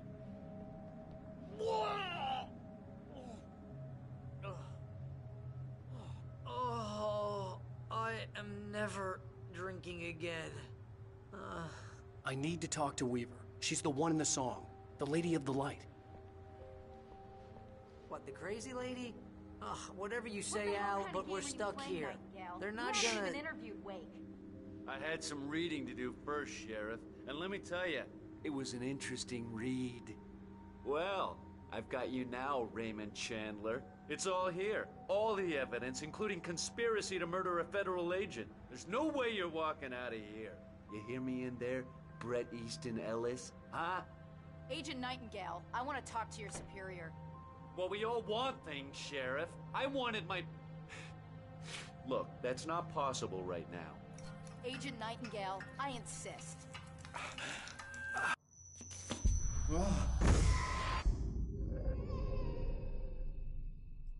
Wake, what's wrong? Lady, are you stupid? It's a trick. It's an obvious trick. Okay, I've had enough of this crap. Wake, I'm gonna trust you with this. You're joking. Agent Nightingale, your opinion would matter more if you were sober and if I actually believed you were here on official business. Whoa! Get back in the cell, Stephen King. The only way you're leaving this place is over my dead... Wait a minute. I know this... Oh my God! Light. We need light. It's the only... Nightingale tried to make sense of the manuscript. It was disjointed and strange. He didn't understand half of it, but it all rang true. Impossibly true. He took out his hip flask when he reached the page that described how he reached the page that made him take out his hip flask. It wasn't the booze that made his mind reel.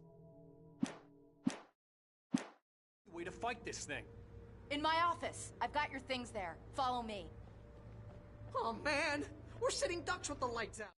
Nightingale felt the situation veering out of his control, but the gun at least felt steady in his hands. He was ready to fire, resolved that he would let this happen over his dead body. And yet he hesitated.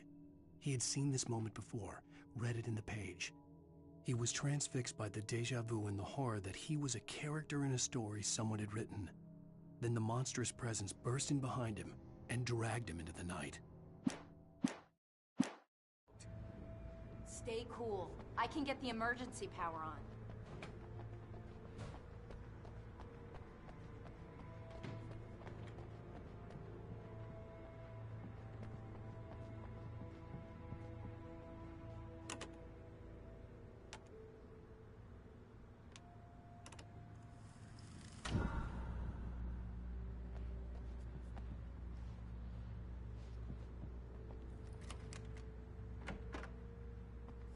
Here are your things. Wake, what do I need to know? What do you need from me?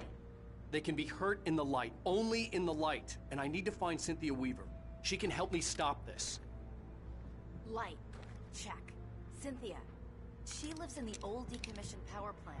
I can get you there pretty quickly in the rescue chopper. Come on, let's get back to your friend. Wheeler, I need you to stay here. What? No! We're going to fetch our ride, but I have friends who need to be warned about this, and I can't be in two places at once. I need your help. Well, okay. Here's a list of people and phone numbers. I need you to call them and tell them you have a message from me. Night Springs, okay? They'll know what to do. Night Springs? Like the TV show? Gotcha. Oh, hey, that radio guy is on the list, Maine. Who's Frank Breaker? He related to you?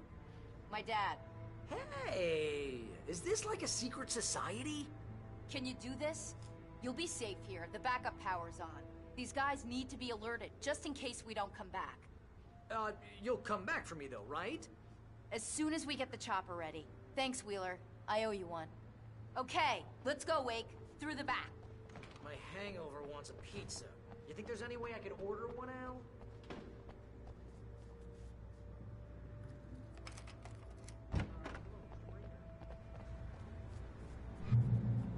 Oh, hell. Whatever took Nightingale must have broken the gate controls.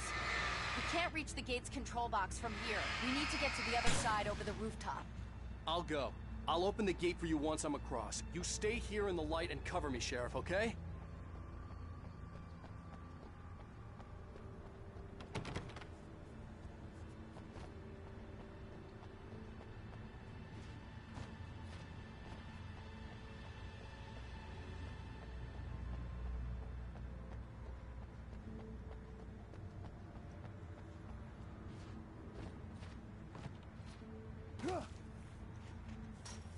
I needed to reach the rooftop to get to the other side of the broken gate.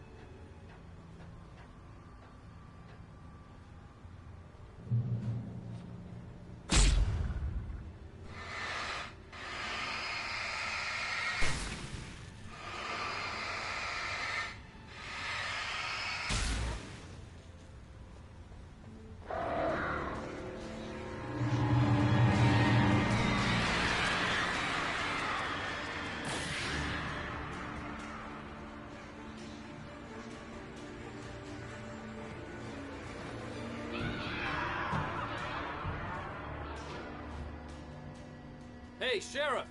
Your password. Night Springs? What's that all about? It's a stupid joke we have. That Bright Falls is the original inspiration for the TV show. This town can get weird at times. Never this weird, though. You need to bypass the damaged control box. What am I, an electrician? Hold on! Oh! Ow, damn! That's smarts. Good job, Wade. Okay, stick close. Our first stop is the town hall. The keys to the chopper are there.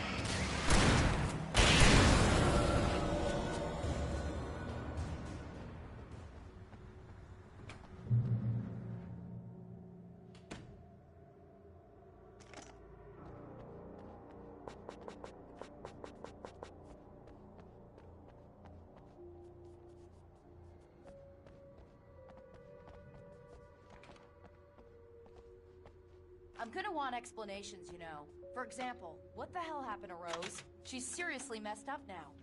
The same thing I think happened to me after I arrived. During this week you can't remember? Oh, I remember now.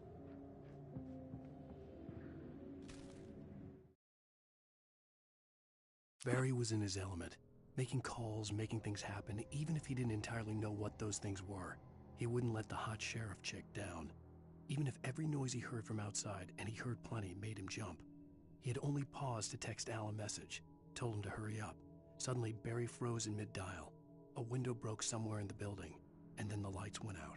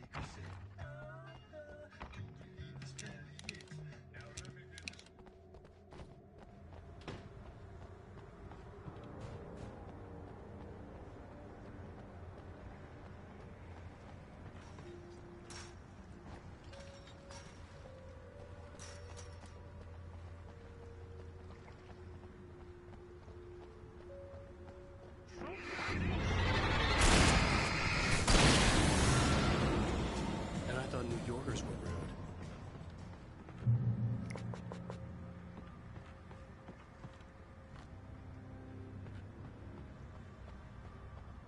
You have the right to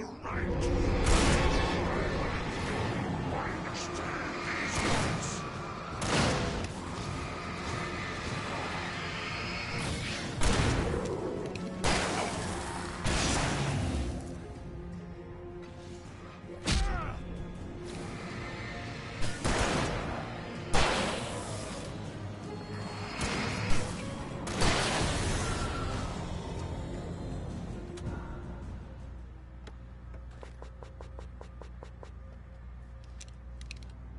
Let's keep our eyes open.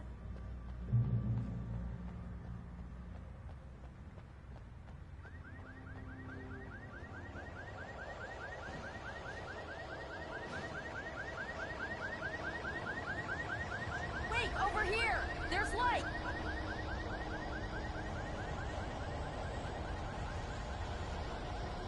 I have a key. Watch my back, Wade.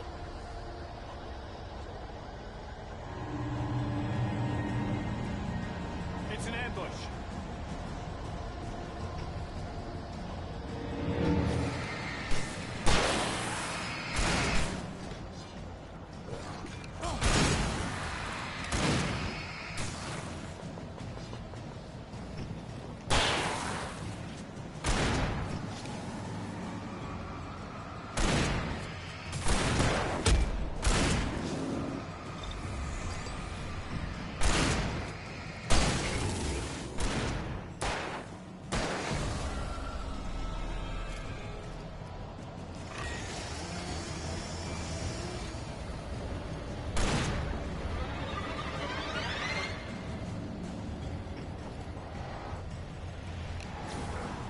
Chainsaws are easy!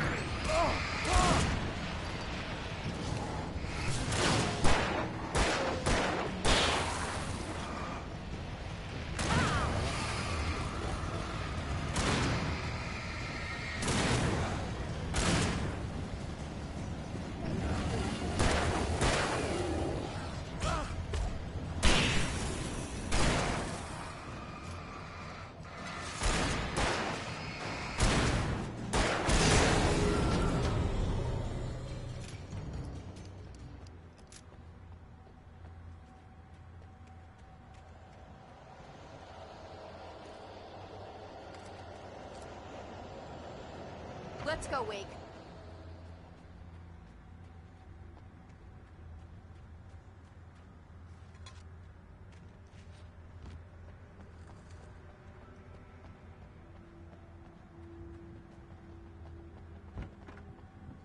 Okay, someone's messed with the fuse box here, but you should be able to jury-rig it while I find the keys. I already got electrocuted once today. How about I look for the keys and you get burned for a change? Fine. They should be in the clerk's office on the other side of the building, near the main entrance. Gotcha.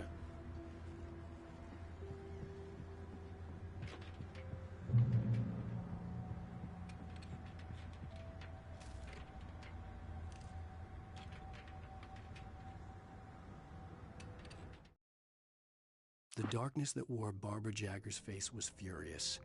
The story in the manuscript had been making it stronger all the time, but now the light had set the writer free and hurt it, weakened it. It was only a matter of days before the dark presence would be strong again, but meanwhile, it would be difficult to recapture the writer.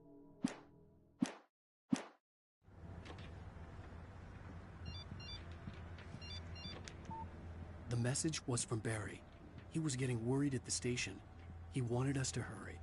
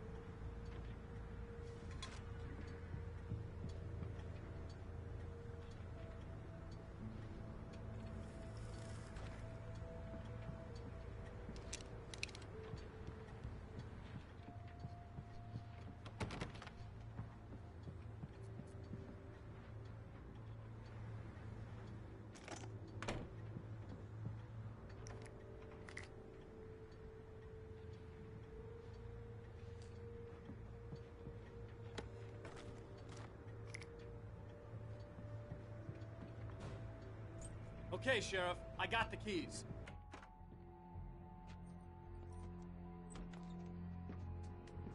Barry? Why isn't he inside? Oh, God. Oh, God.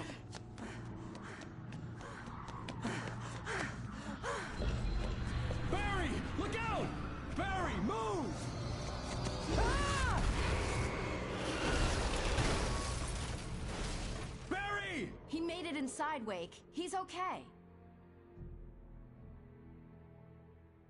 The storefront's blocked. Come on, Wake, let's go around. We can meet him in the back.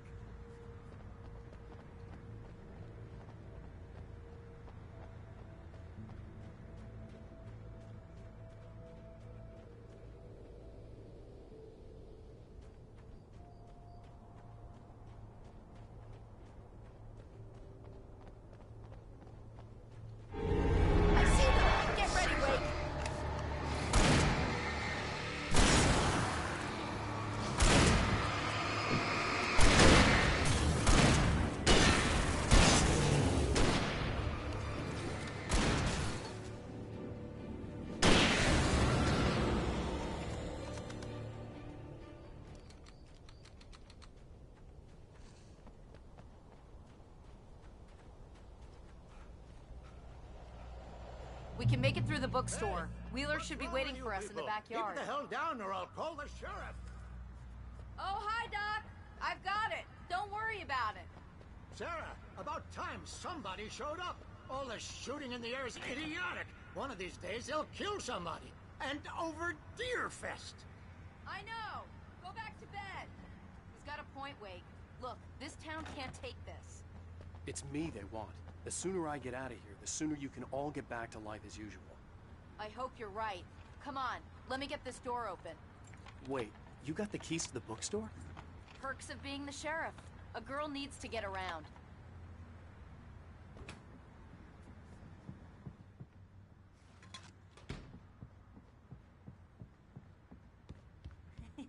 They're really taking advantage of your presence here, Wake. I heard they're selling a lot of your Alex Casey books. Right now, I'm not a big fan of my own writing.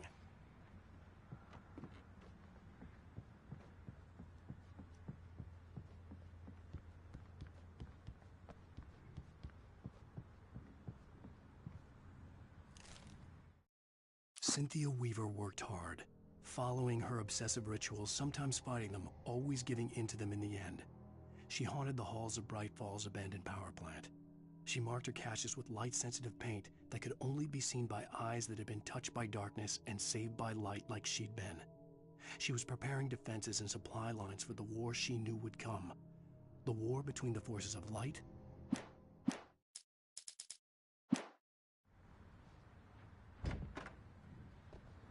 I don't see Barry. Look, Wake, maybe that's him. That's the way to the chopper.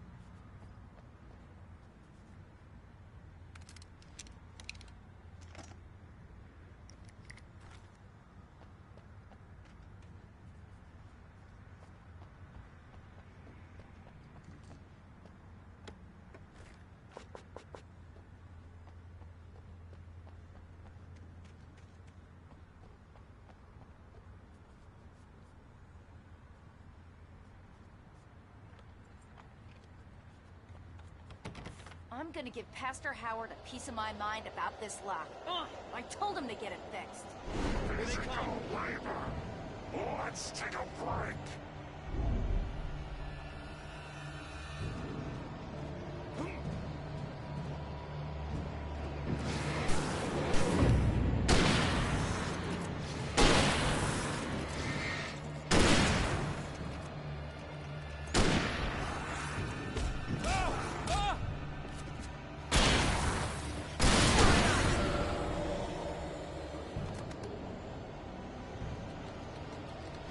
Omega-3 fatty acids are good for your heart.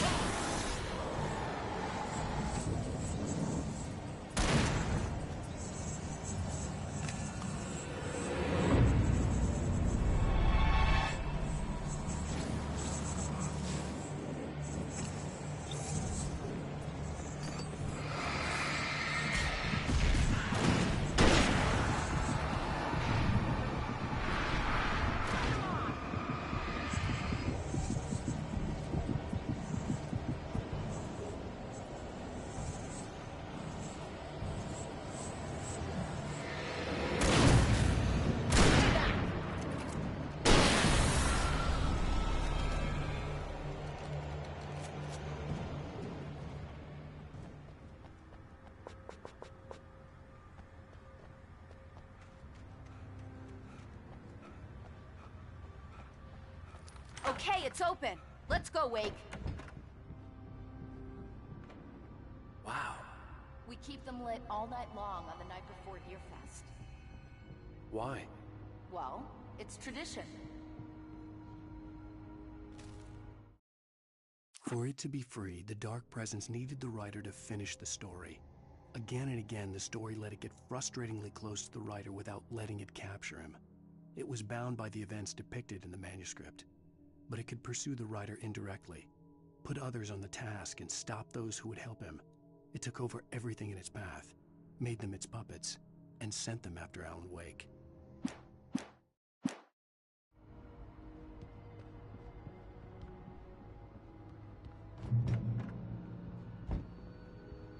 We're almost there. We'll have to go through the basement to get to the parking lot. Yeah, there's no way going through the crypt will turn out to be a bad idea.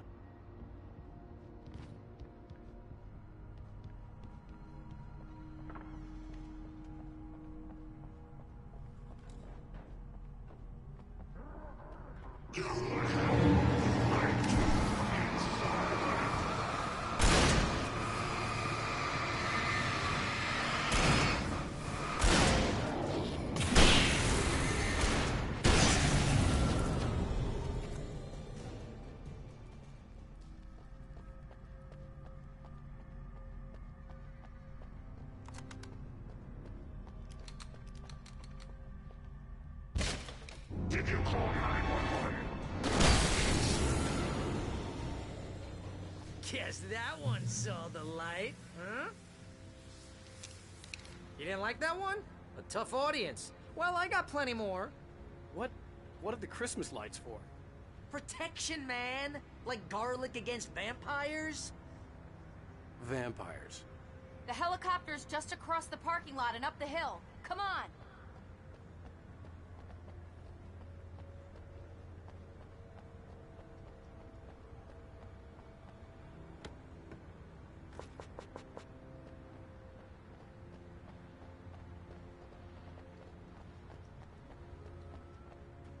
The Bright Falls General Store is now my favorite place in the entire world. See this headlamp? It's like a superpower. I can just look at one of those things and they die. It's my flaming eye of Mordor. I wish I didn't say that. Yeah. Hey, I want to... Alice had screamed until she had no voice left to scream. Around her, the darkness was alive. It was cold and wet and malevolent and without end. She was a prisoner, trapped in the dark place. The terror would have burned her mind out, but one thing made her hang on. She could sense Alan in the dark. She could hear him. She could see the words he was writing as flickering shadows. He sensed her too. He was trying to work his way to her.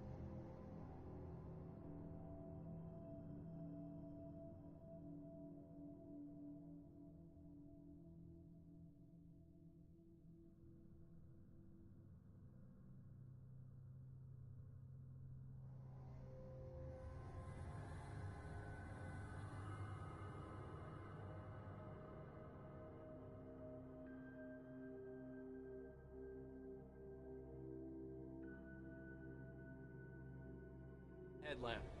Last.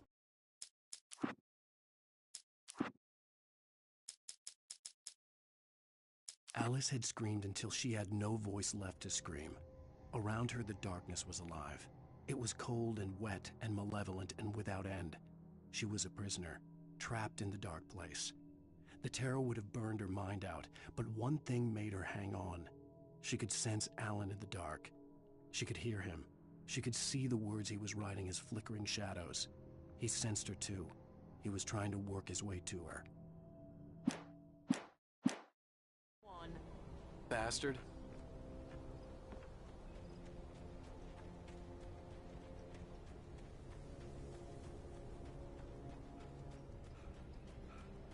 Someone throws a damn school bus at your head and you're about to take a helicopter ride with someone who may or may not have a pilot's license. Or 3 or 4 strangers. No offense, Sheriff.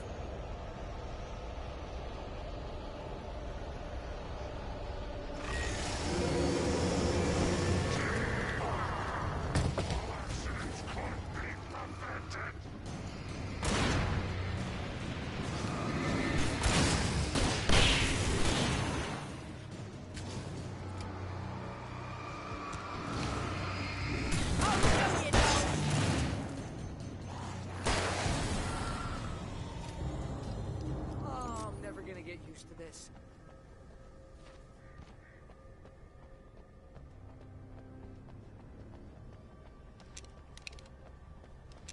The helicopter's just up ahead. I'll need a while to prep for takeoff.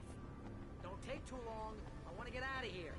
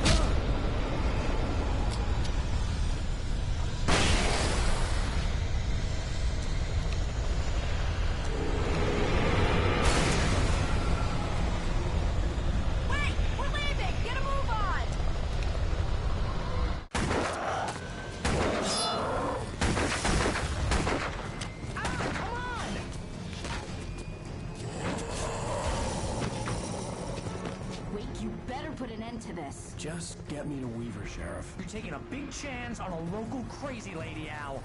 I hope you're right about her, or we can kiss this town goodbye.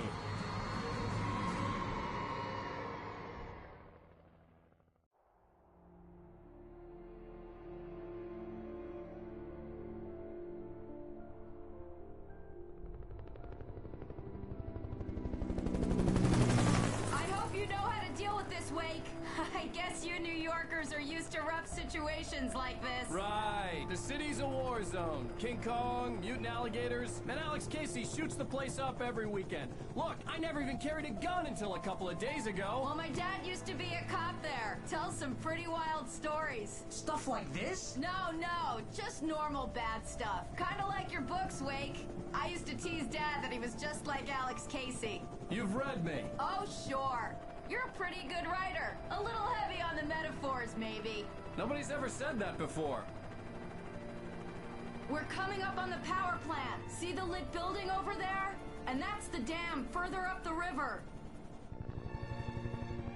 I can't land here. I'll take her down the road across the river. Just get me there, Sheriff.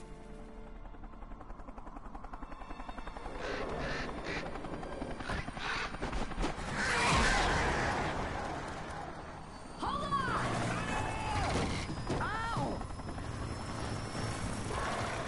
Son of a bitch!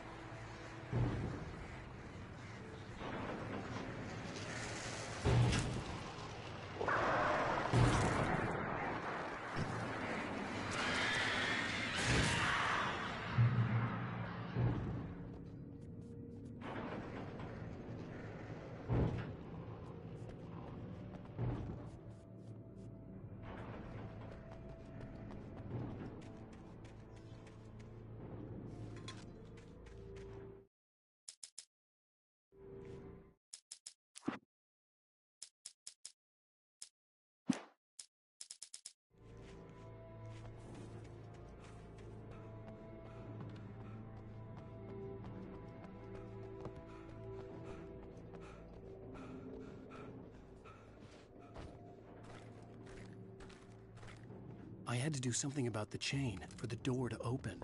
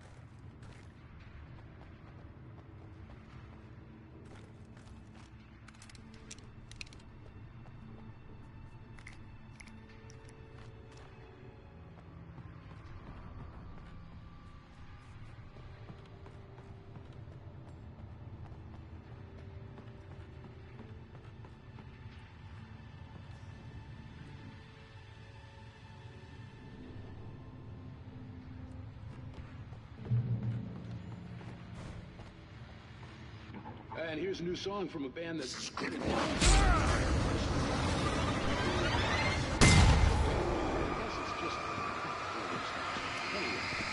Faith of the Fall, their latest single, War.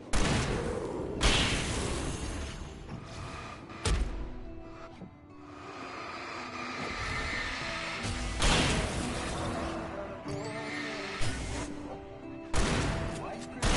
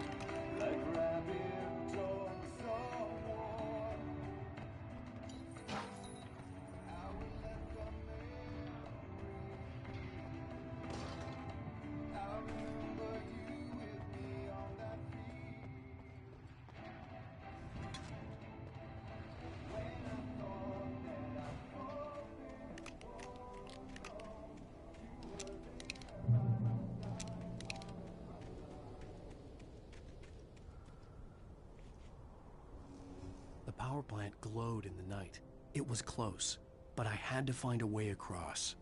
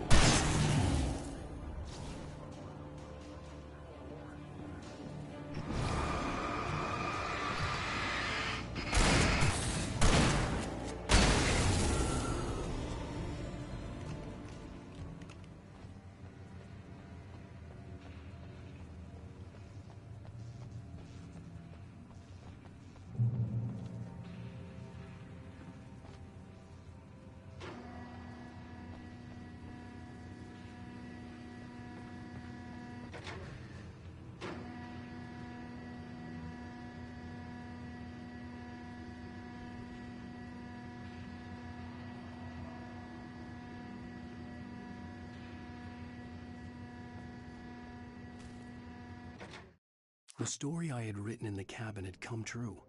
Touched by the dark presence, I had written a horror story, but the end was still missing. The story was incomplete, and the last unfinished page of the manuscript still sat in the typewriter in the cabin study.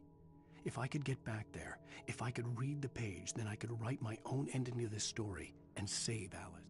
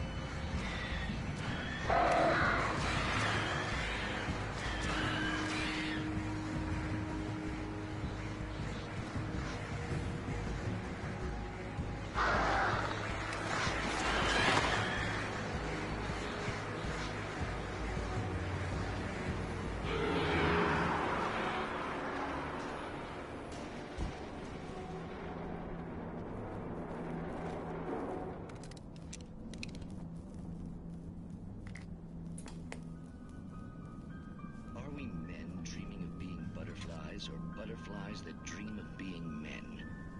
Such philosophical concerns are by necessity abstract. And yet, some of us can find concrete proof of the nature of our existence in Night Springs. Tonight's episode, an absence of creativity. Hello, Martha. What did you want to show me? Oh, Lydia, thank God you're here. Please, it's in the basement.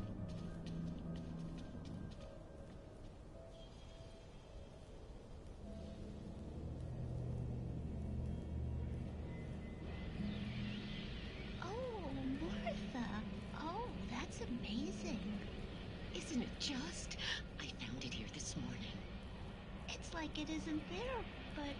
Oh, I can't look straight at it. Yes, I'm sorry about that. Oh, how did you get here? Well, I'm trying to work. Did you put this thing here? In a way. To be more precise, I put everything here but that. Really? But what is it? Oh, I guess the temptation is to call it a hole, but it's really an absence, a profound lack of reality. In Martha's basement?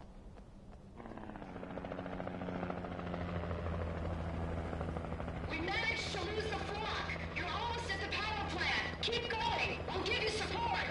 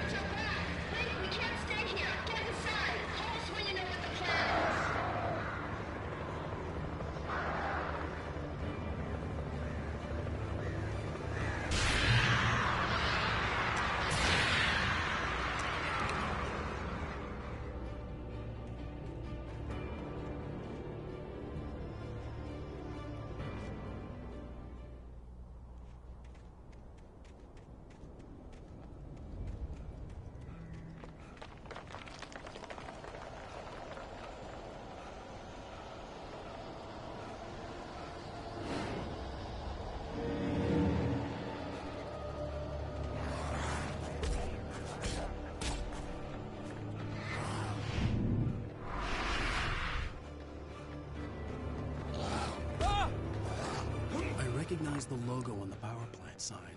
I'd seen a version of it painted all over the area, signifying hidden caches of supplies.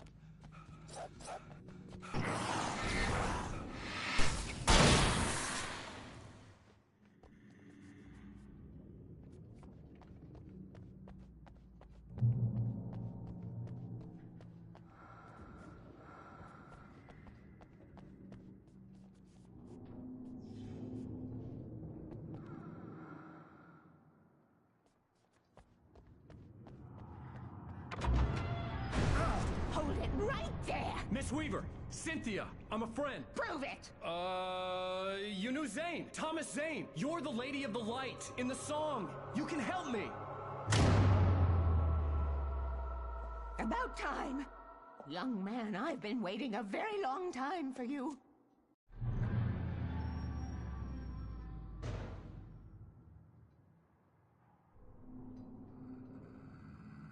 It's in the well-lit room.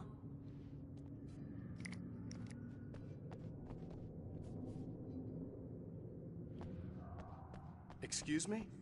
What you need to drive the darkness back. The well-lit room is at the dam. I built the room to keep it safe. Will it help me find Alice? Will it get me back to the cabin? Fine, let's go. I can get my friends to come back with the helicopter. Oh, we won't go outside. Never at night. That's rule number 1. You've been breaking the rules, young man, and where has that gotten us, Oh, I have a secret route, a lit route, an old water pipe.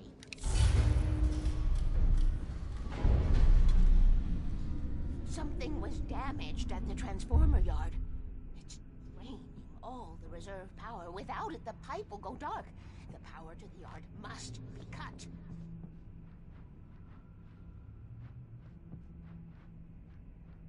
Let me guess. You want me to do it? Young man, you're the one who likes to break the rules. I can't be outside in the dark. The kill switch is outside.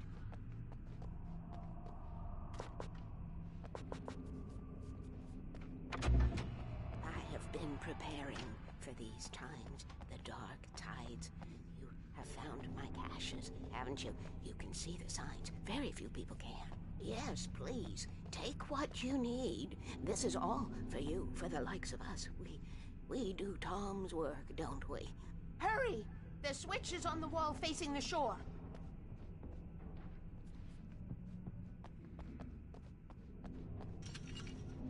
I cannot take you to the well-lit room if the lights in the pipe go out. You must go outside to use the emergency switch.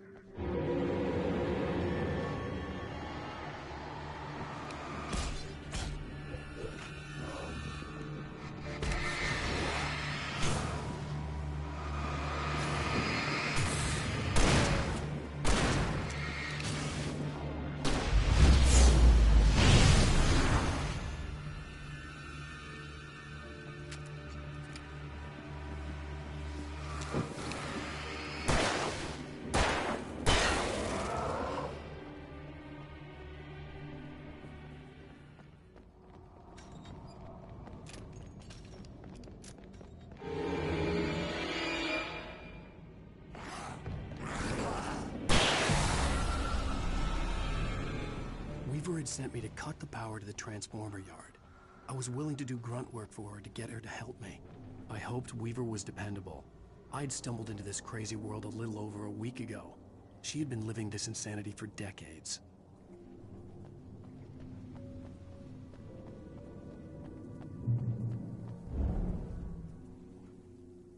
I could see the kill switch that would cut the power to the transformer yard. Now I had to find a way to reach it.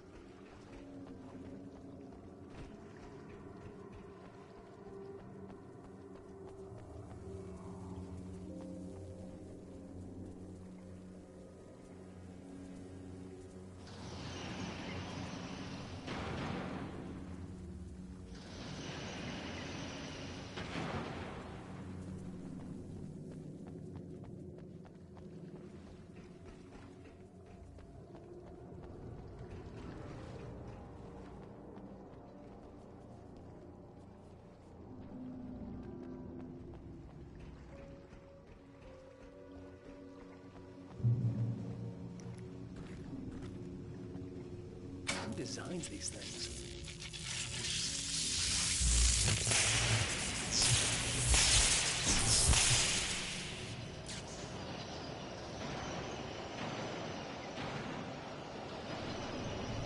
The transformer yard went dark and dead.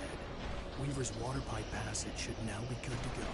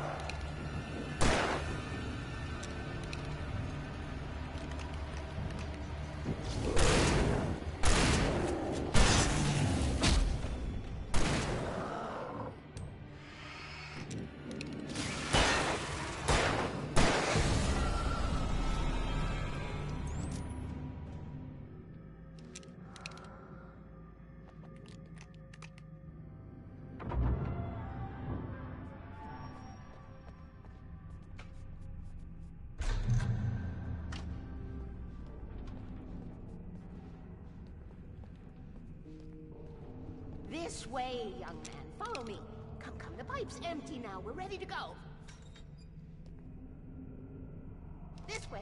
We need to go. I knew them both, Tom and Barbara. I had such a crush on him. Such a beautiful man. I was jealous. There was a part of me that was maybe a little glad when she had the accident. And then Tom started writing and woke the darkness up. He tried to bring her back, but you can't do that. There are no free rides like that. I'm starting to realize that. In that case, young man, perhaps you're a smarter man than Tom was. The witch looked like her, but it wasn't. Barbara was sweet. He didn't understand until it was too late. He tried to undo it, wrote himself, her, everything he'd ever written out of the world. Oh, he was so famous.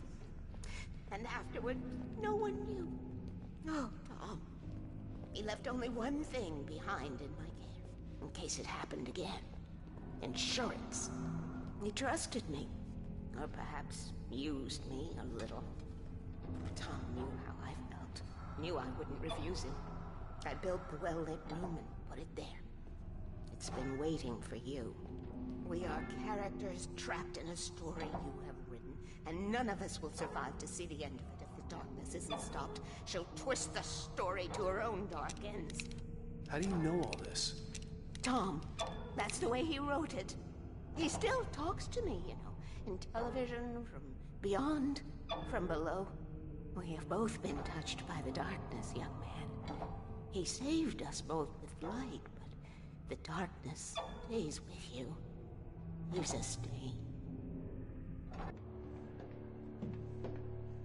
This pipe will take us directly to the well-lit room. Okay, I need to call my friends, tell them where we're going. Hello? Al! Barry, we're headed to the dam in one of the pipes. Meet us there. Okay, I'll tell Sarah. It's Sarah now? Whoa! No! For the sweet love of... Barry! Barry! We gotta go see if they're okay. They're probably dead. You must reach the well-lit room. This is no time to be a selfish idiot. That's my best friend!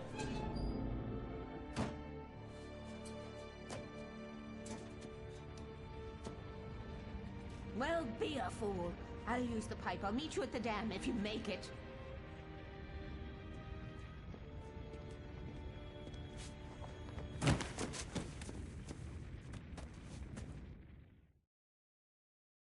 At least I didn't have to worry about her. She knew how to stay safe.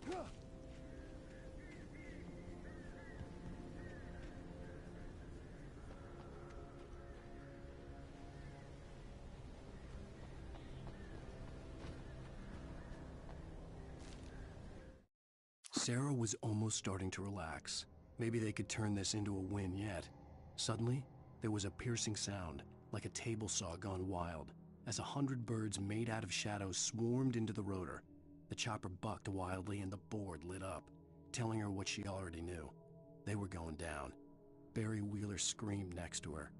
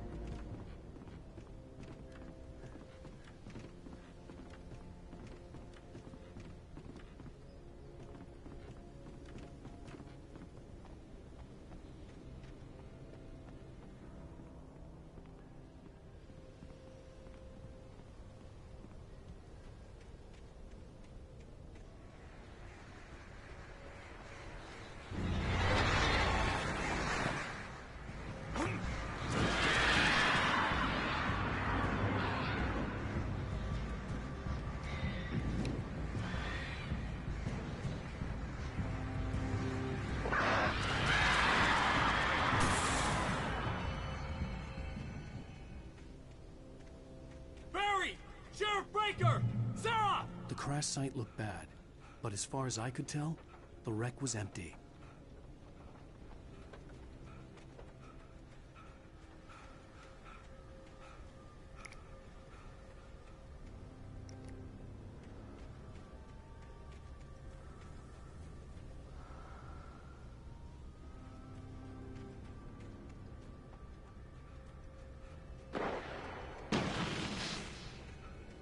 Barry!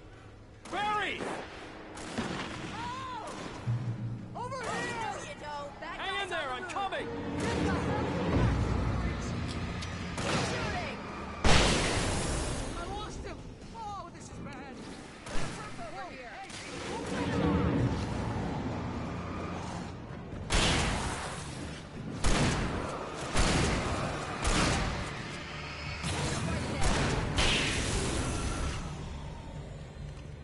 You know when to make an entrance, Wake. We were ready to make like Butch Cassidy and the Sundance Kid. I have a different ending in mind. Yeah, I'm fine. Thanks for asking. I knew you'd be all right. How's that? The Flaming Eye of Mordor? Laugh it up, funny man. Didn't we have somewhere to go? Weaver will meet us at the dam.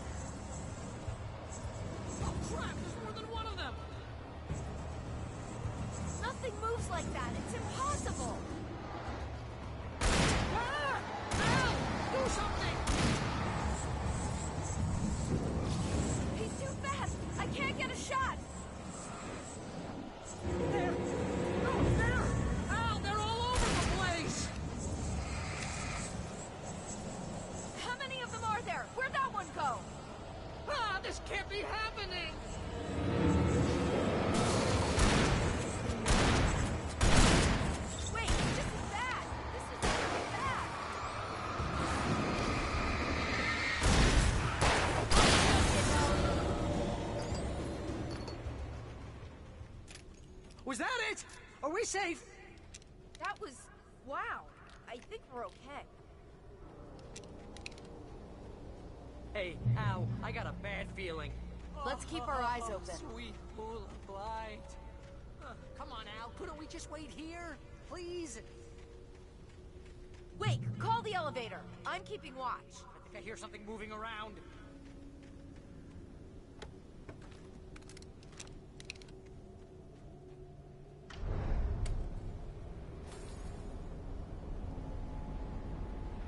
Heads up! Here they come!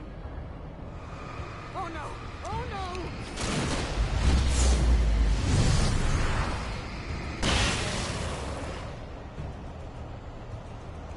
They're coming!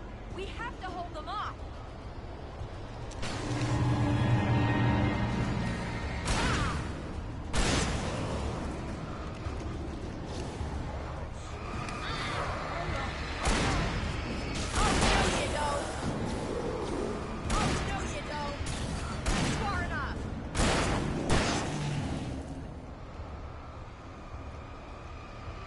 I swear this is the slowest elevator I've ever been at.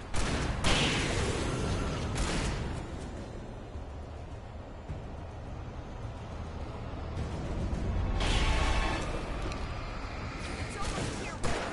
Hold on! Freeze! Hold it right there!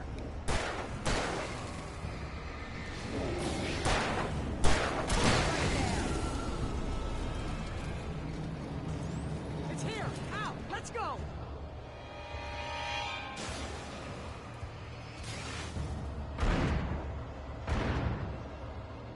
Hold it right there! Al, hit the button.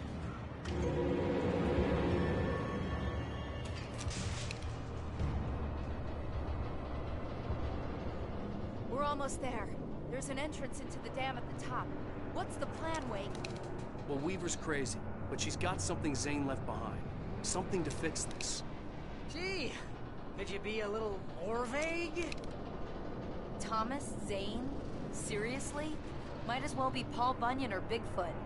Yeah, well, he was real.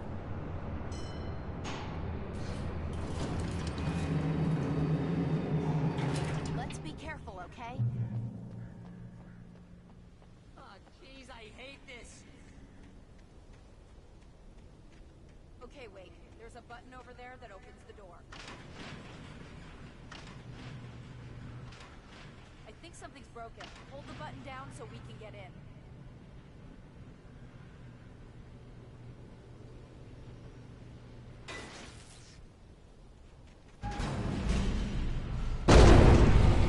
Ow! Ow! Wait! What's going on? We can get to the dam through here. What's happening out there? You guys go ahead and find Weaver. She should be in the dam now. I'll have to make it alone through the top. Okay, Wake. Good luck. Don't get yourself killed. Ah, please be careful. I'll take good care of Barry, Wake. You just look after yourself.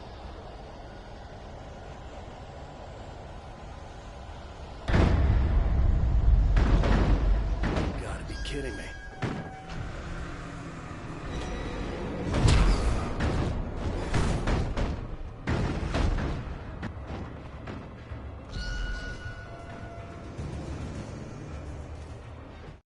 Thomas Zane knew he had to remove all that had made this horror possible, including himself. That was the only way to banish the dark presence he had unleashed and now looked at him through the eyes of his dead love. But he also knew that despite his best efforts, it might someday return. So even as he wrote himself and his work out of existence, he added a loophole as insurance, an exception to the rule. Anything of his stored in a shoebox would remain.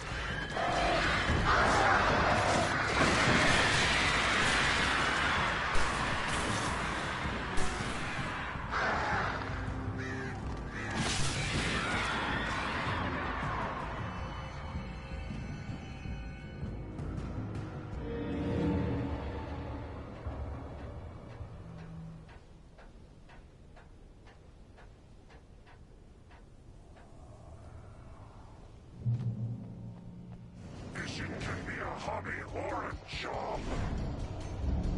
I was ridiculously outnumbered. The searchlight could even the odds.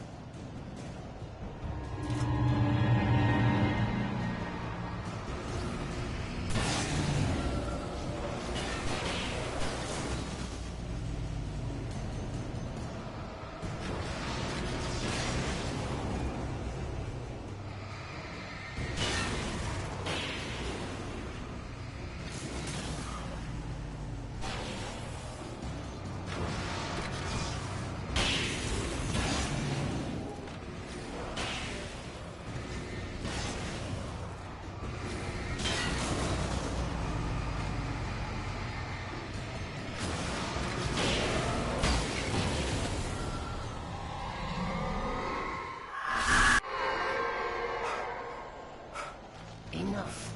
You will go no further.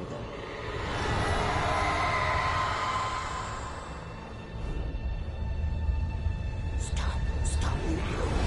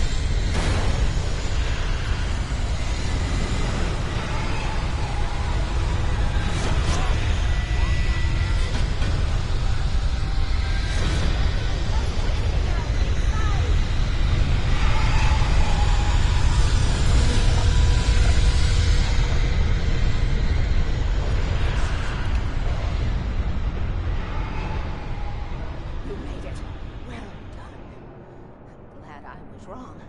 But it was a foolish chance to take. Don't worry about the noise. We're safe here. I have looked after the well-lit room for many, many years now. There is no shadow in the well-lit room.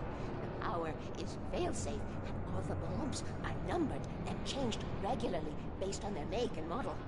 Right.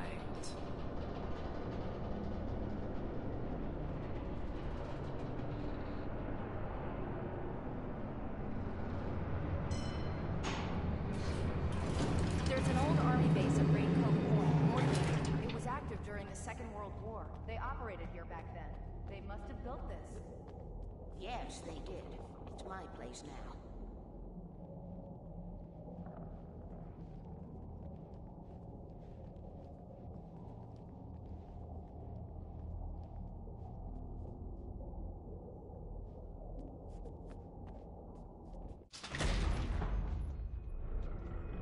Take it, and I won't need to worry about the room anymore, because 6 and 33 and 118 need changing soon, and I don't want to climb up the ladder to change them because it's very late, and I'm tired.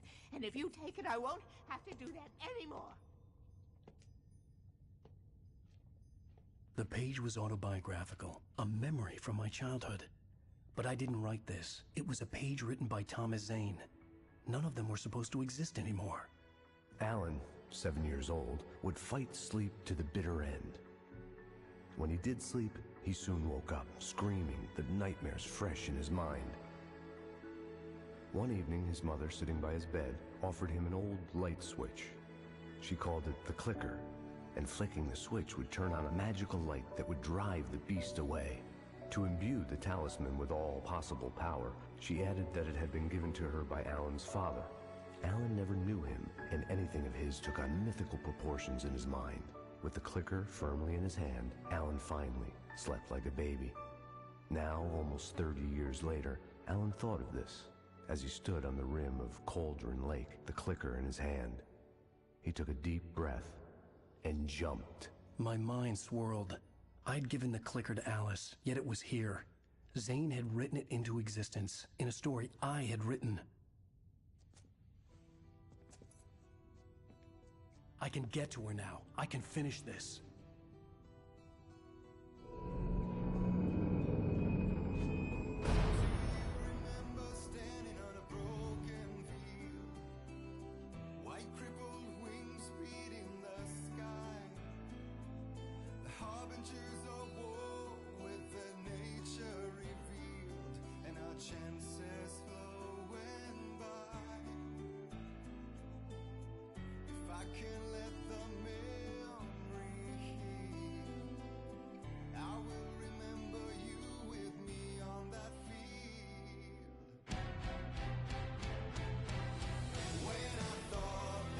Previously on Alan Wake, I wrote a horror story that has come true. Thomas Zane did the same in the 70s. You will go no further. If I continue like the Dark Presence wants me to, the story I'm writing won't save Alice.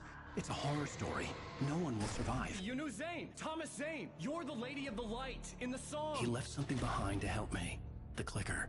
Alan thought of this as he stood on the rim of Cauldron Lake, the clicker in his hand. He took a deep breath and jumped. I can get to her now. I can finish this.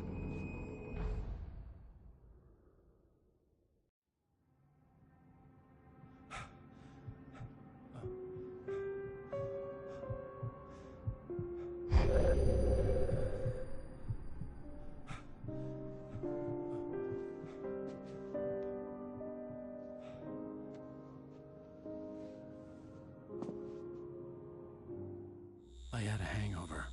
My head was about to explode and the light hurt my eyes. I needed my sunglasses and painkillers to dull the pain. In one of my finer moments of self-deception, I swore to quit drinking.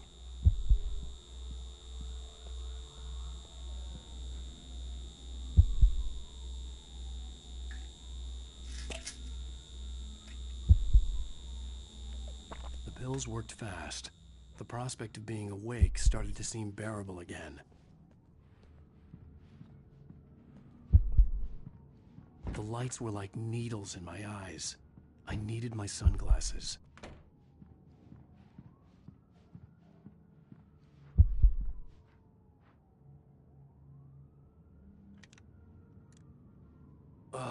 The sunglasses made the world look bearable.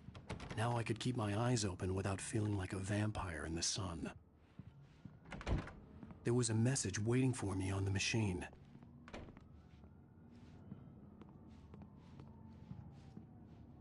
You have one new message. Al! Are you still asleep? Wakey, wakey! You should have your show on your TiVo. If Alice wasn't too mad to record it.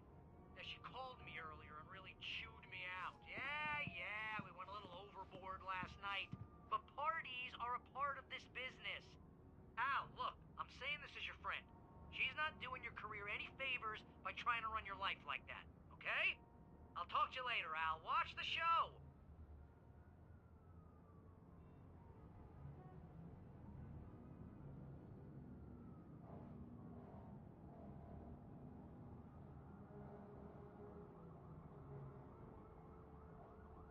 I'd been a guest on the talk show the previous night, talking about my latest book. The show was supposed to be waiting for me on our TiVo.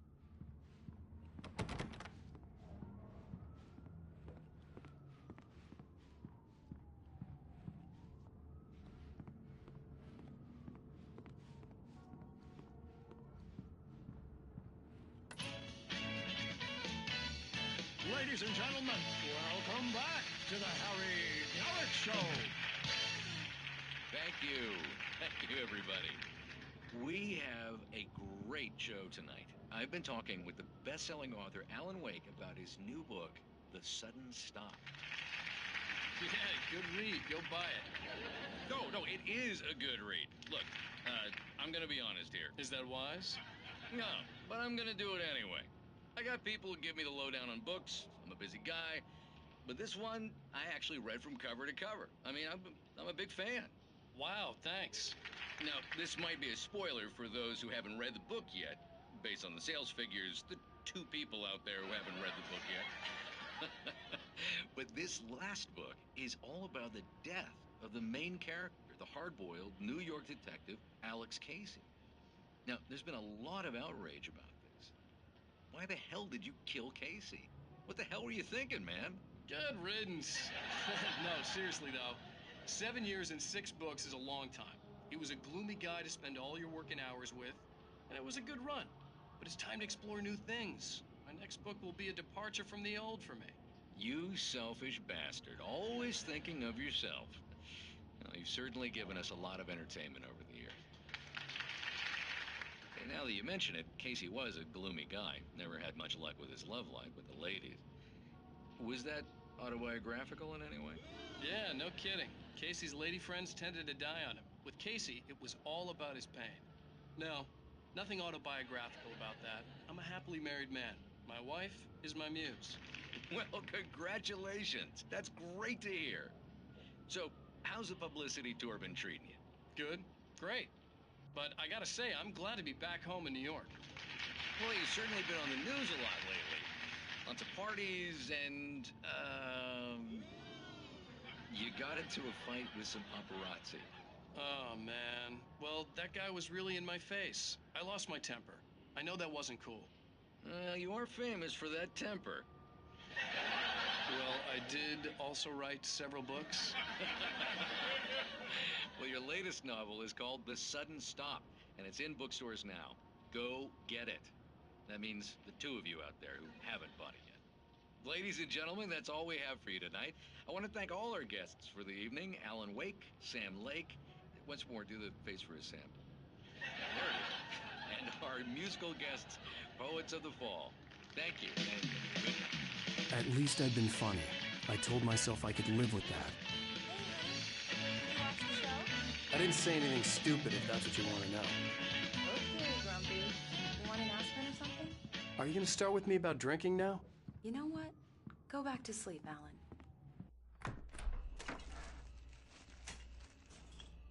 What? Now you can't even talk to me? Well, this morning I was angry because you said you'd be home at midnight and you showed up at 7 a.m. and passed out in mid-sentence. Now I'm over it. Are you angry? This goddamn tour. It's gotten out of hand. Oh, honey. It's almost over, right? We can get back to normal. Then you can start writing again. I'm sorry, honey. Alan, you're not thinking straight. Just take a shower and go back to bed, huh? Yeah, you're right, honey. I'm sorry. Once this is over, let's go away together. A vacation. Just you and me. Some peace and quiet.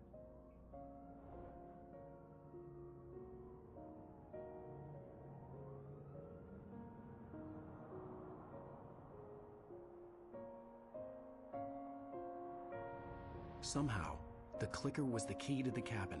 I had to return to Cauldron Lake to save Alice.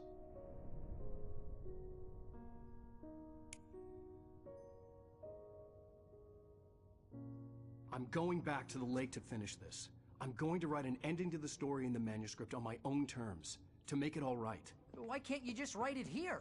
The last page is still in the typewriter. I need to read it first. Everything needs to be just right. Zane tried to cut some corners, and it didn't end well. Okay, ready when you are. I'm sorry, Sarah, but I need to do this alone. Barry, take her gun.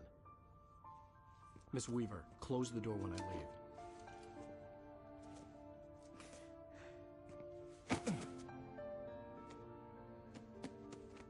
Good luck, Al. See you later.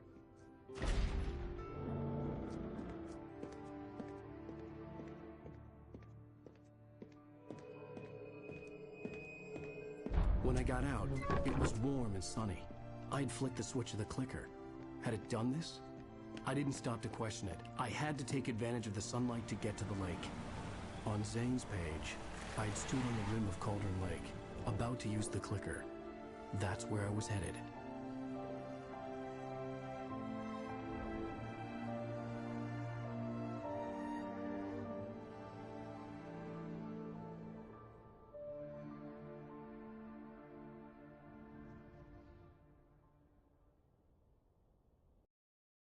Alone, in daylight, surrounded by the beauty of the Pacific Northwest landscape. It was hard not to let doubt creep in one last time. I could still chalk everything up to a dream, a delusion. I had enough imagination to make up something like this, having been in the cabin all this time, trapped in a story inside my head, gone mad from grief over Alice's death like Hartman had claimed. There would be no way of knowing. I told myself it didn't really matter. My course was set.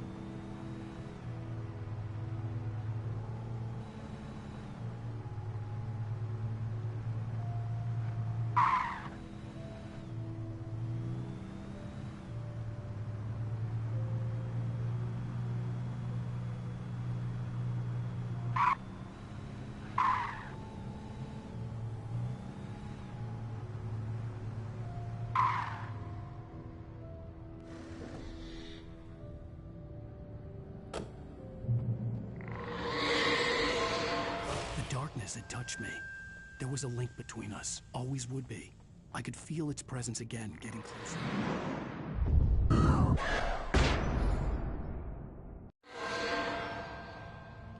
I will kill your wife.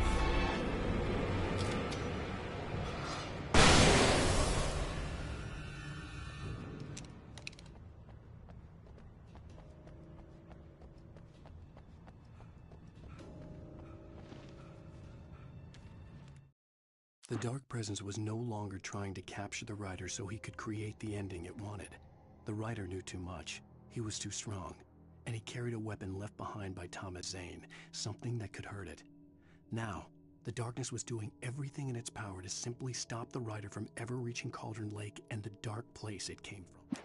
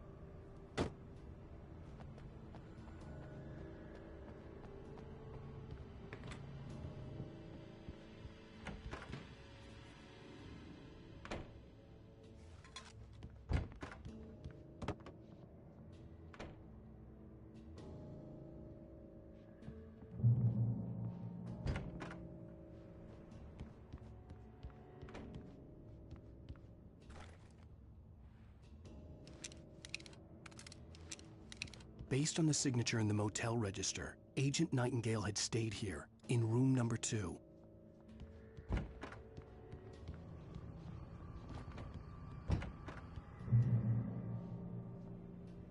This had obviously been the room where Agent Nightingale had stayed when he hadn't been busy harassing me.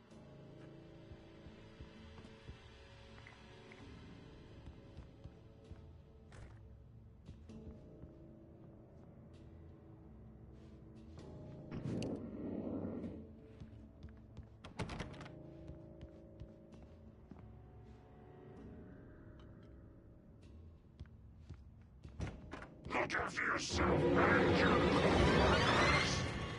Could have fooled me, pal.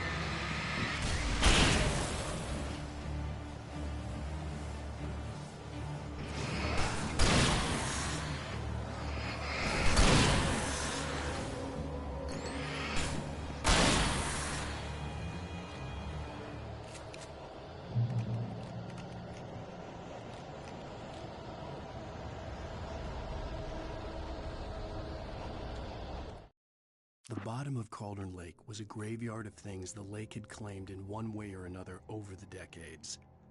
The Dark Presence brought them up in its wake, scattering the rotten waterlogged hull of an old boat here, the remains of a long-ago crashed airplane there, trees shattered under the impacts.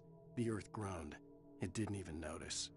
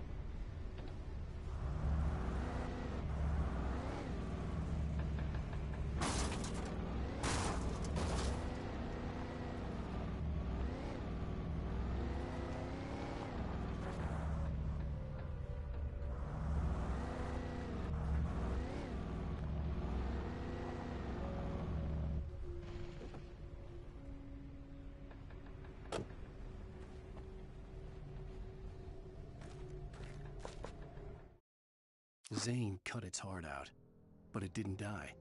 The thing that wore Barbara's face kept crooning sweet nothings sugar-laced with poison. He put on the suit, untied the monster from the chair. The thing in his arms thrashed weakly, but he held fast. He stepped outside, off the pier, and into the dark water, a sinking pinprick of light descending toward a bottom that never came.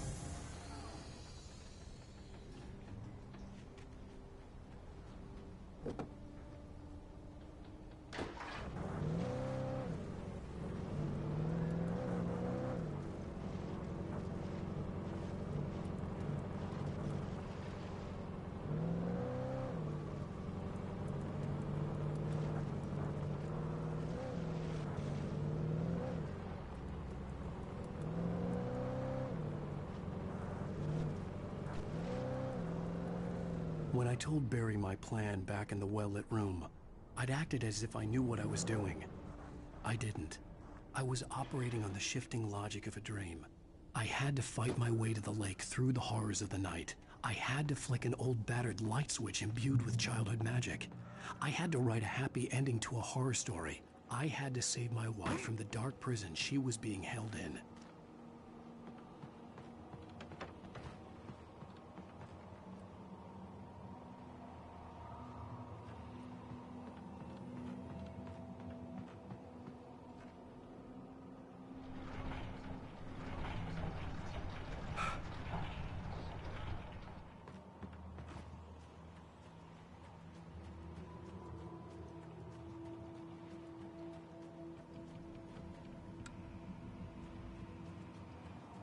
I will never give her to you.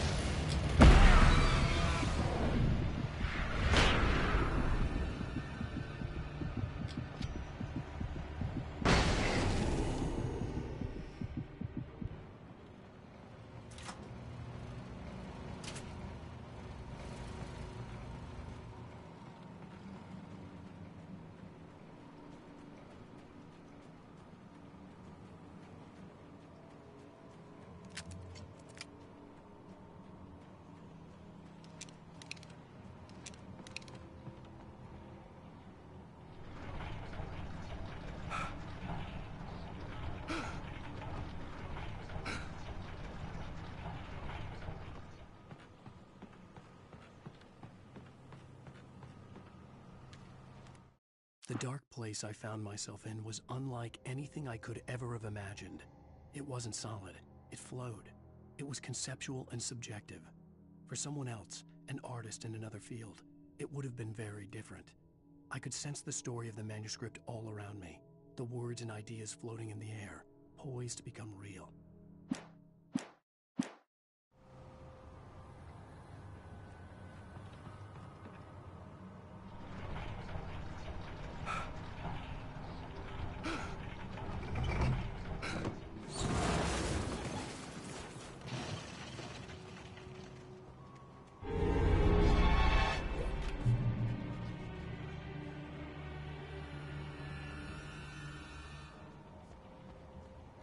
I could see Mirror Peak in the distance. That's where Cauldron Lake was.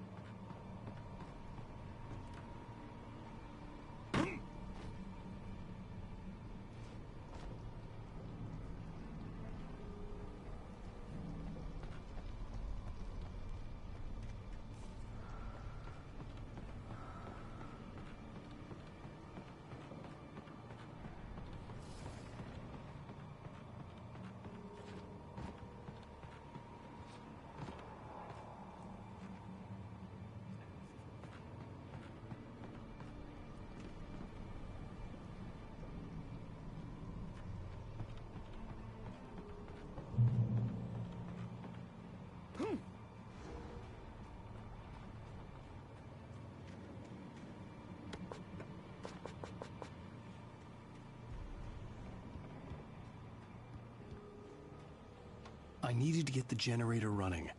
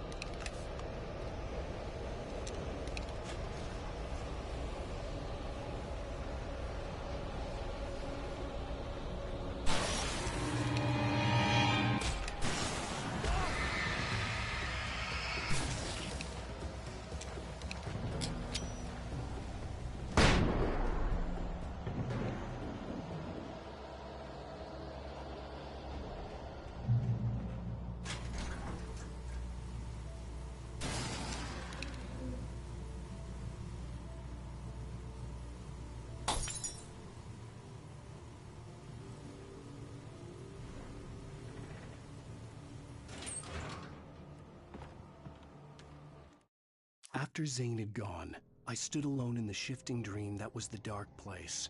I had to find a way to the cabin. I'd written myself a way through this place in the manuscript. I followed the idea of a path. I'd written myself across the ocean that blocked my way, and with that, there was a bridge to the island beyond. The idea of the cabin flickered in the underwater darkness. I willed the cabin to be real, and it was.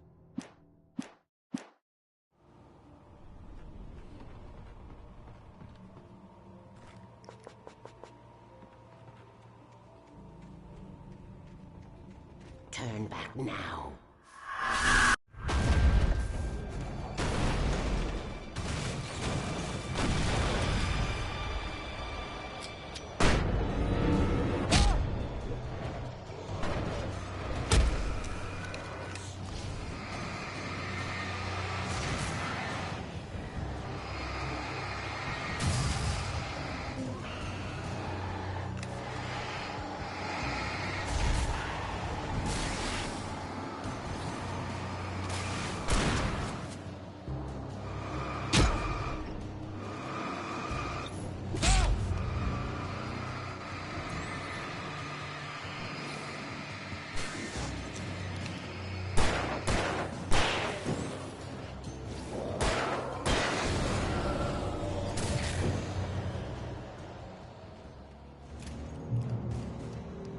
Do as you're told.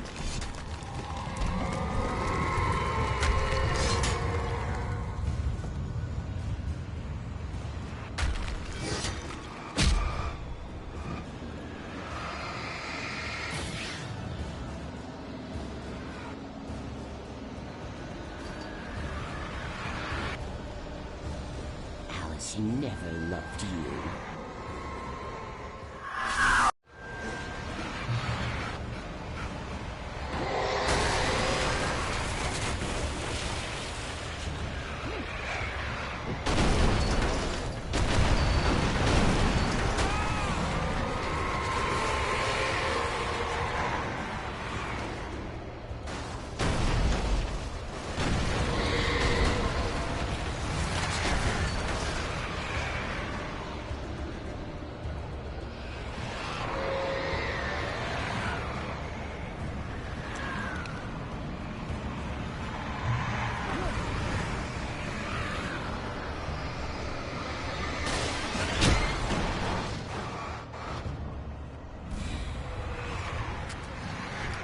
You can't win.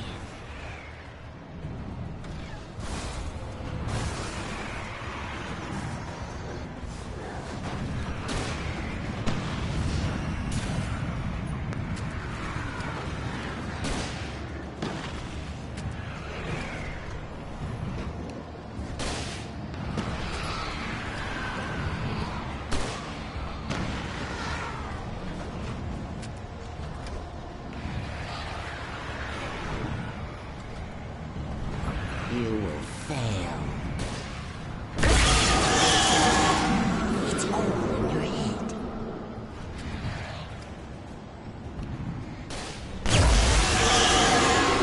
You're making this up.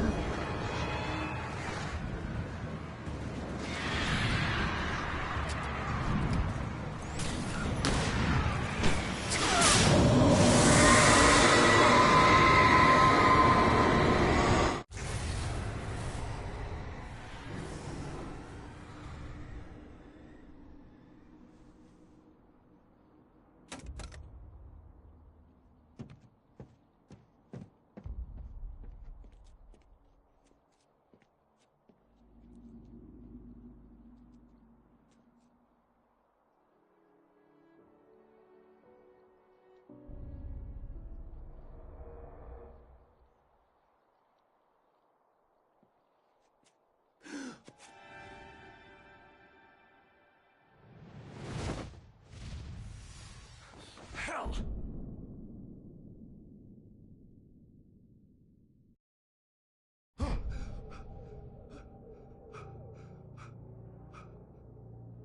Shh, baby.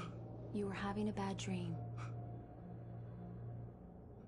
It was just another nightmare. No, Everything's fine. You're home. it wasn't a dream. Everything's fine. Turn the lights on.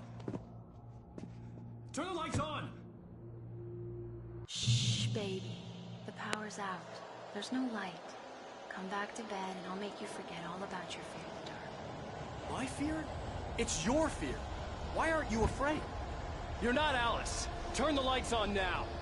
Where's the clicker? What did you do with it? Alan, you're scaring me now. Come back to bed. Have you taken your pills? Do you want me to call Dr. Hartman?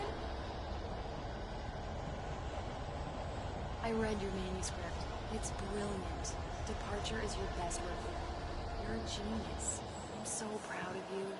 Come back to bed. We'll talk more about it in the morning. Come back to bed, Alan. Come back to bed, Tom.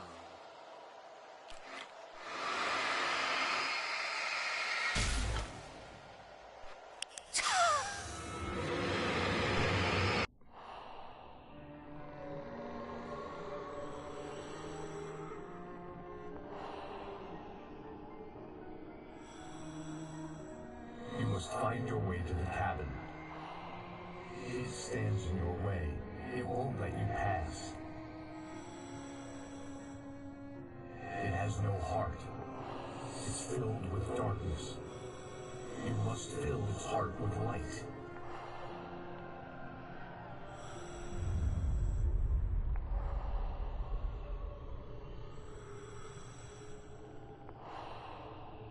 Don't mind him. He's Mr. Your friends will meet him when you're gone.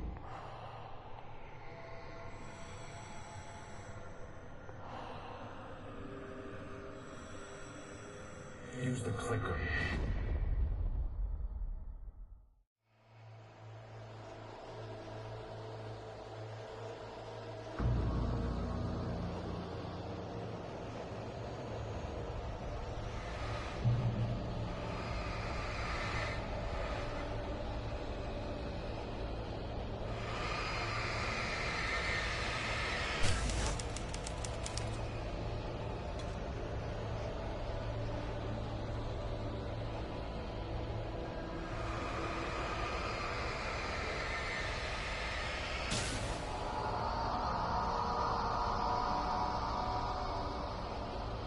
I'm leaving you.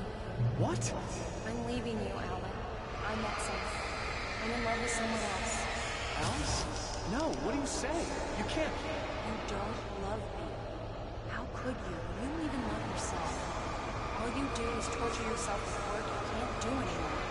No, I love you more than anything in the world. You're my muse. I'm not. Who are you? What have you done with my Alice? Alan? What are you doing? Put the light back on. What are you doing, Alan? Stop. Put the light back on. It wasn't true. Nothing like that had ever happened. You're not my Barbara. Tom, let me go. I promise to be good. Please, untie me, you naughty boy. I will help you write your masterpiece. I will love you forever. No, you're not Barbara Jagger. I made a terrible mistake. I should have never written you back. You came back wrong. Your heart is filled with darkness. Put that knife away, Thomas. Put it down. My heart is filled with darkness. I'll cut it out. I'll take you back to the depths you came from.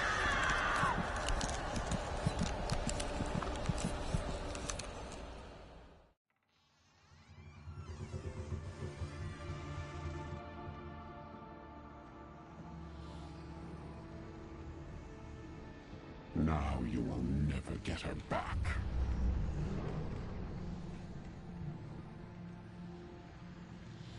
I am much older than you. Older than your first work of art. I will find a new face to wear. Someone else to dream me free.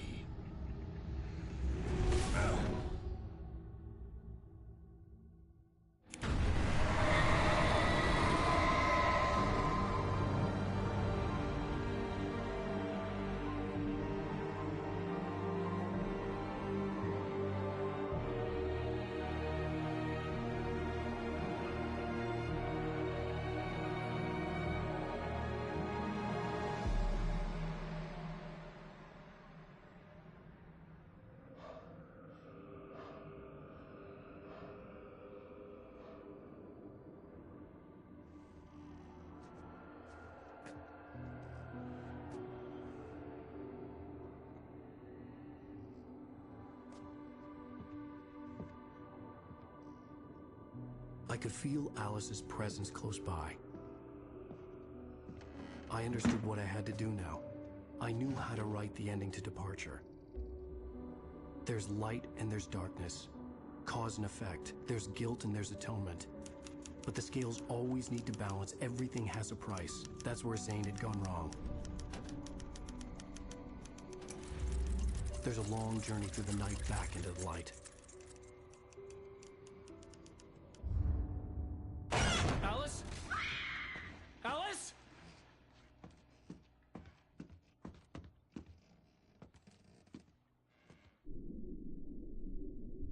Oh no!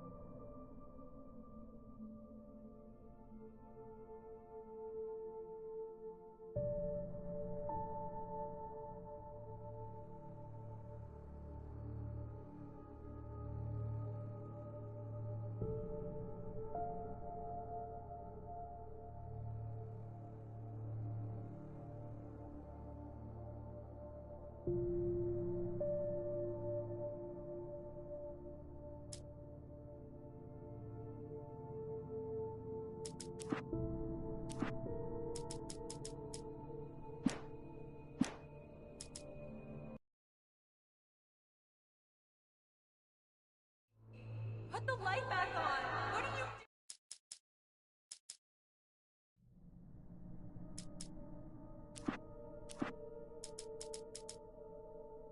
Previously on Alan Wake.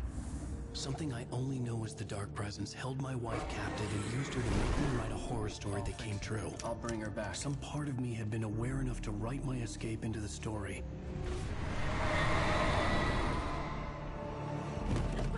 Alan? I saved Alice, and wrote a better ending for the story. But not without a price.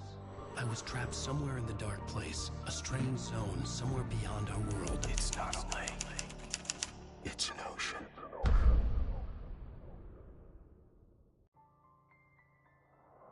After the completion of any difficult undertaking, there are mixed emotions. Accomplishment and relief. Sadness, depression. For a while, everything was about the work. Like an illness, it consumed you. Changed you. You locked yourself away from the world to do it, and now you need to recover. Learn to live without it. Find a way to crack open the door and let the light back in.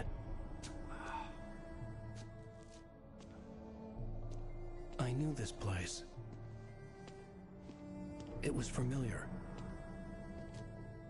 But wrong somehow. Welcome to the... Everything had a surreal, dreamlike quality. I can't believe it. I had a disturbing feeling of deja vu. I had no idea why I was here or where I had been before this moment. But something was waiting for me at the back of the diner. Try the coffee. Just don't blame me when you fall in love, because it'll break your heart when you have to leave. Do me a favor, Sonny. I could really use a tune right now. Number 6 in the jukebox. I'd do it myself, but both of my legs have gone to sleep. Bad circulation. Yeah. Are you serious? Again? You disgust me. Call yourself Now that's what I'm talking about. Yes. This is it. I've died and gone to hell.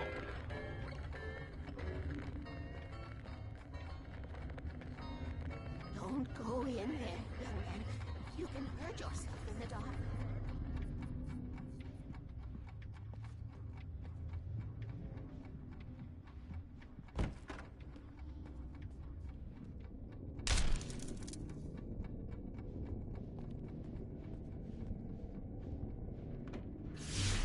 Alan, listen to me.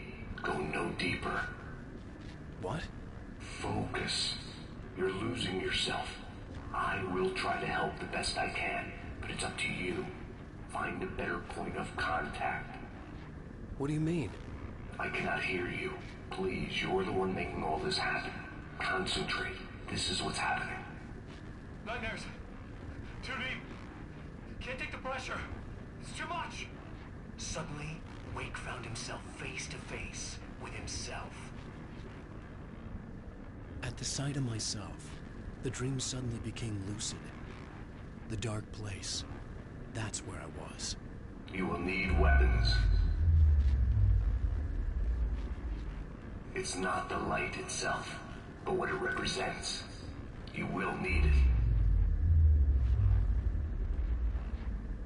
This is not a gun.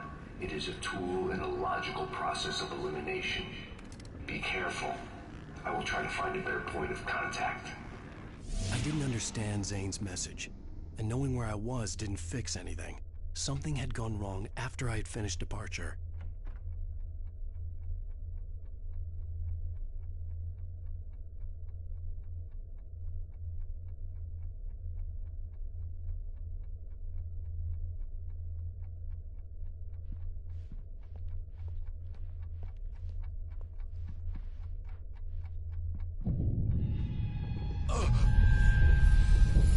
What the hell was that?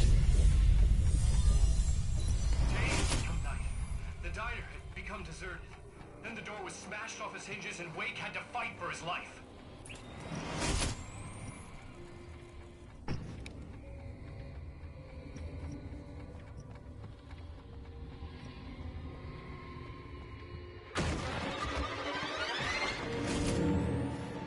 Forget your lunchbox.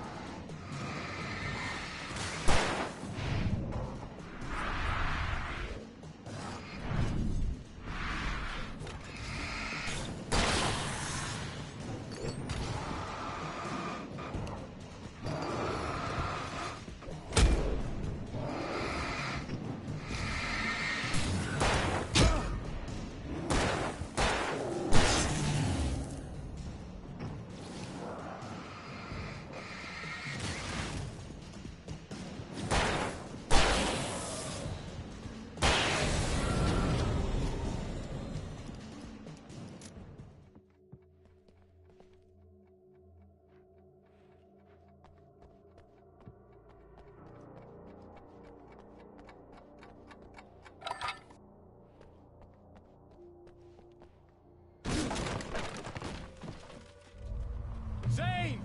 Wait for me! The world had become twisted. These trees didn't belong here.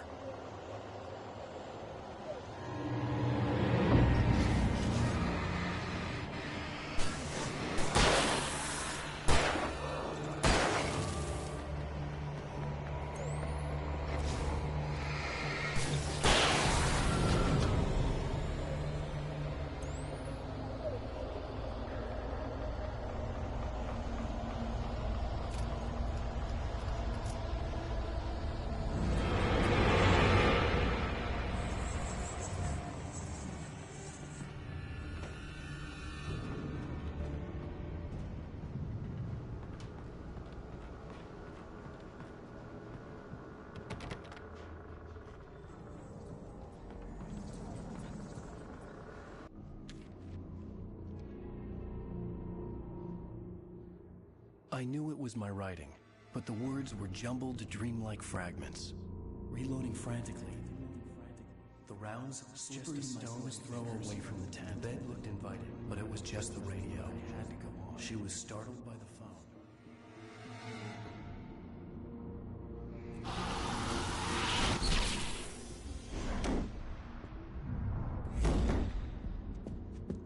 The GPS system was working. I hadn't expected that.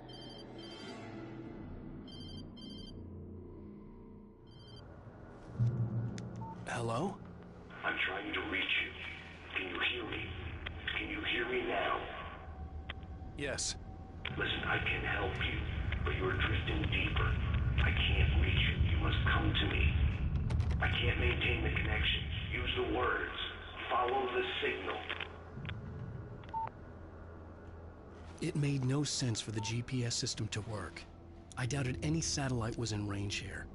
These were alien skies, but it was guiding me towards something. Towards Zane?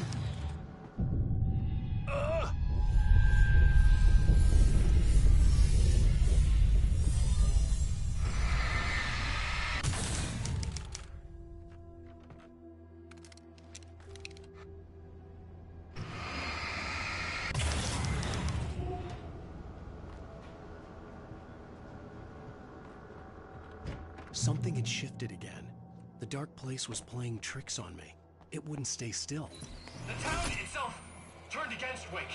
Cars flew toward him. It cracked bone and crushed muscle. It oozed hate. It wanted to bury him.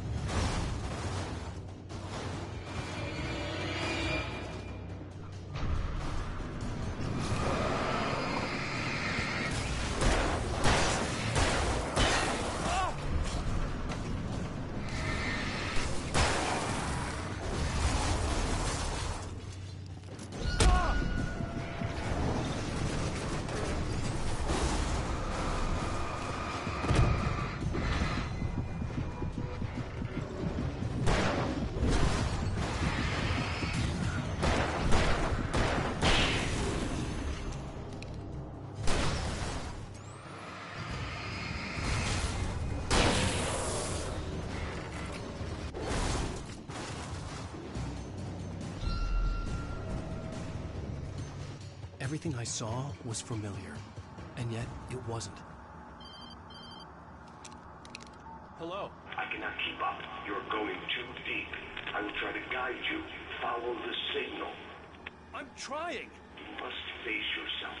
Follow. Oh!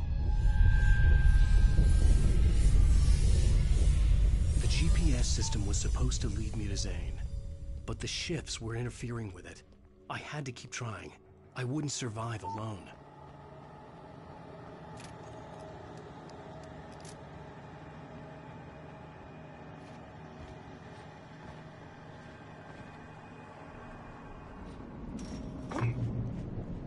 The changes were becoming more violent. The street wasn't so much ripped apart as it was missing. Like some great hand had reached down and scooped it up. Everything felt erratic, unstable.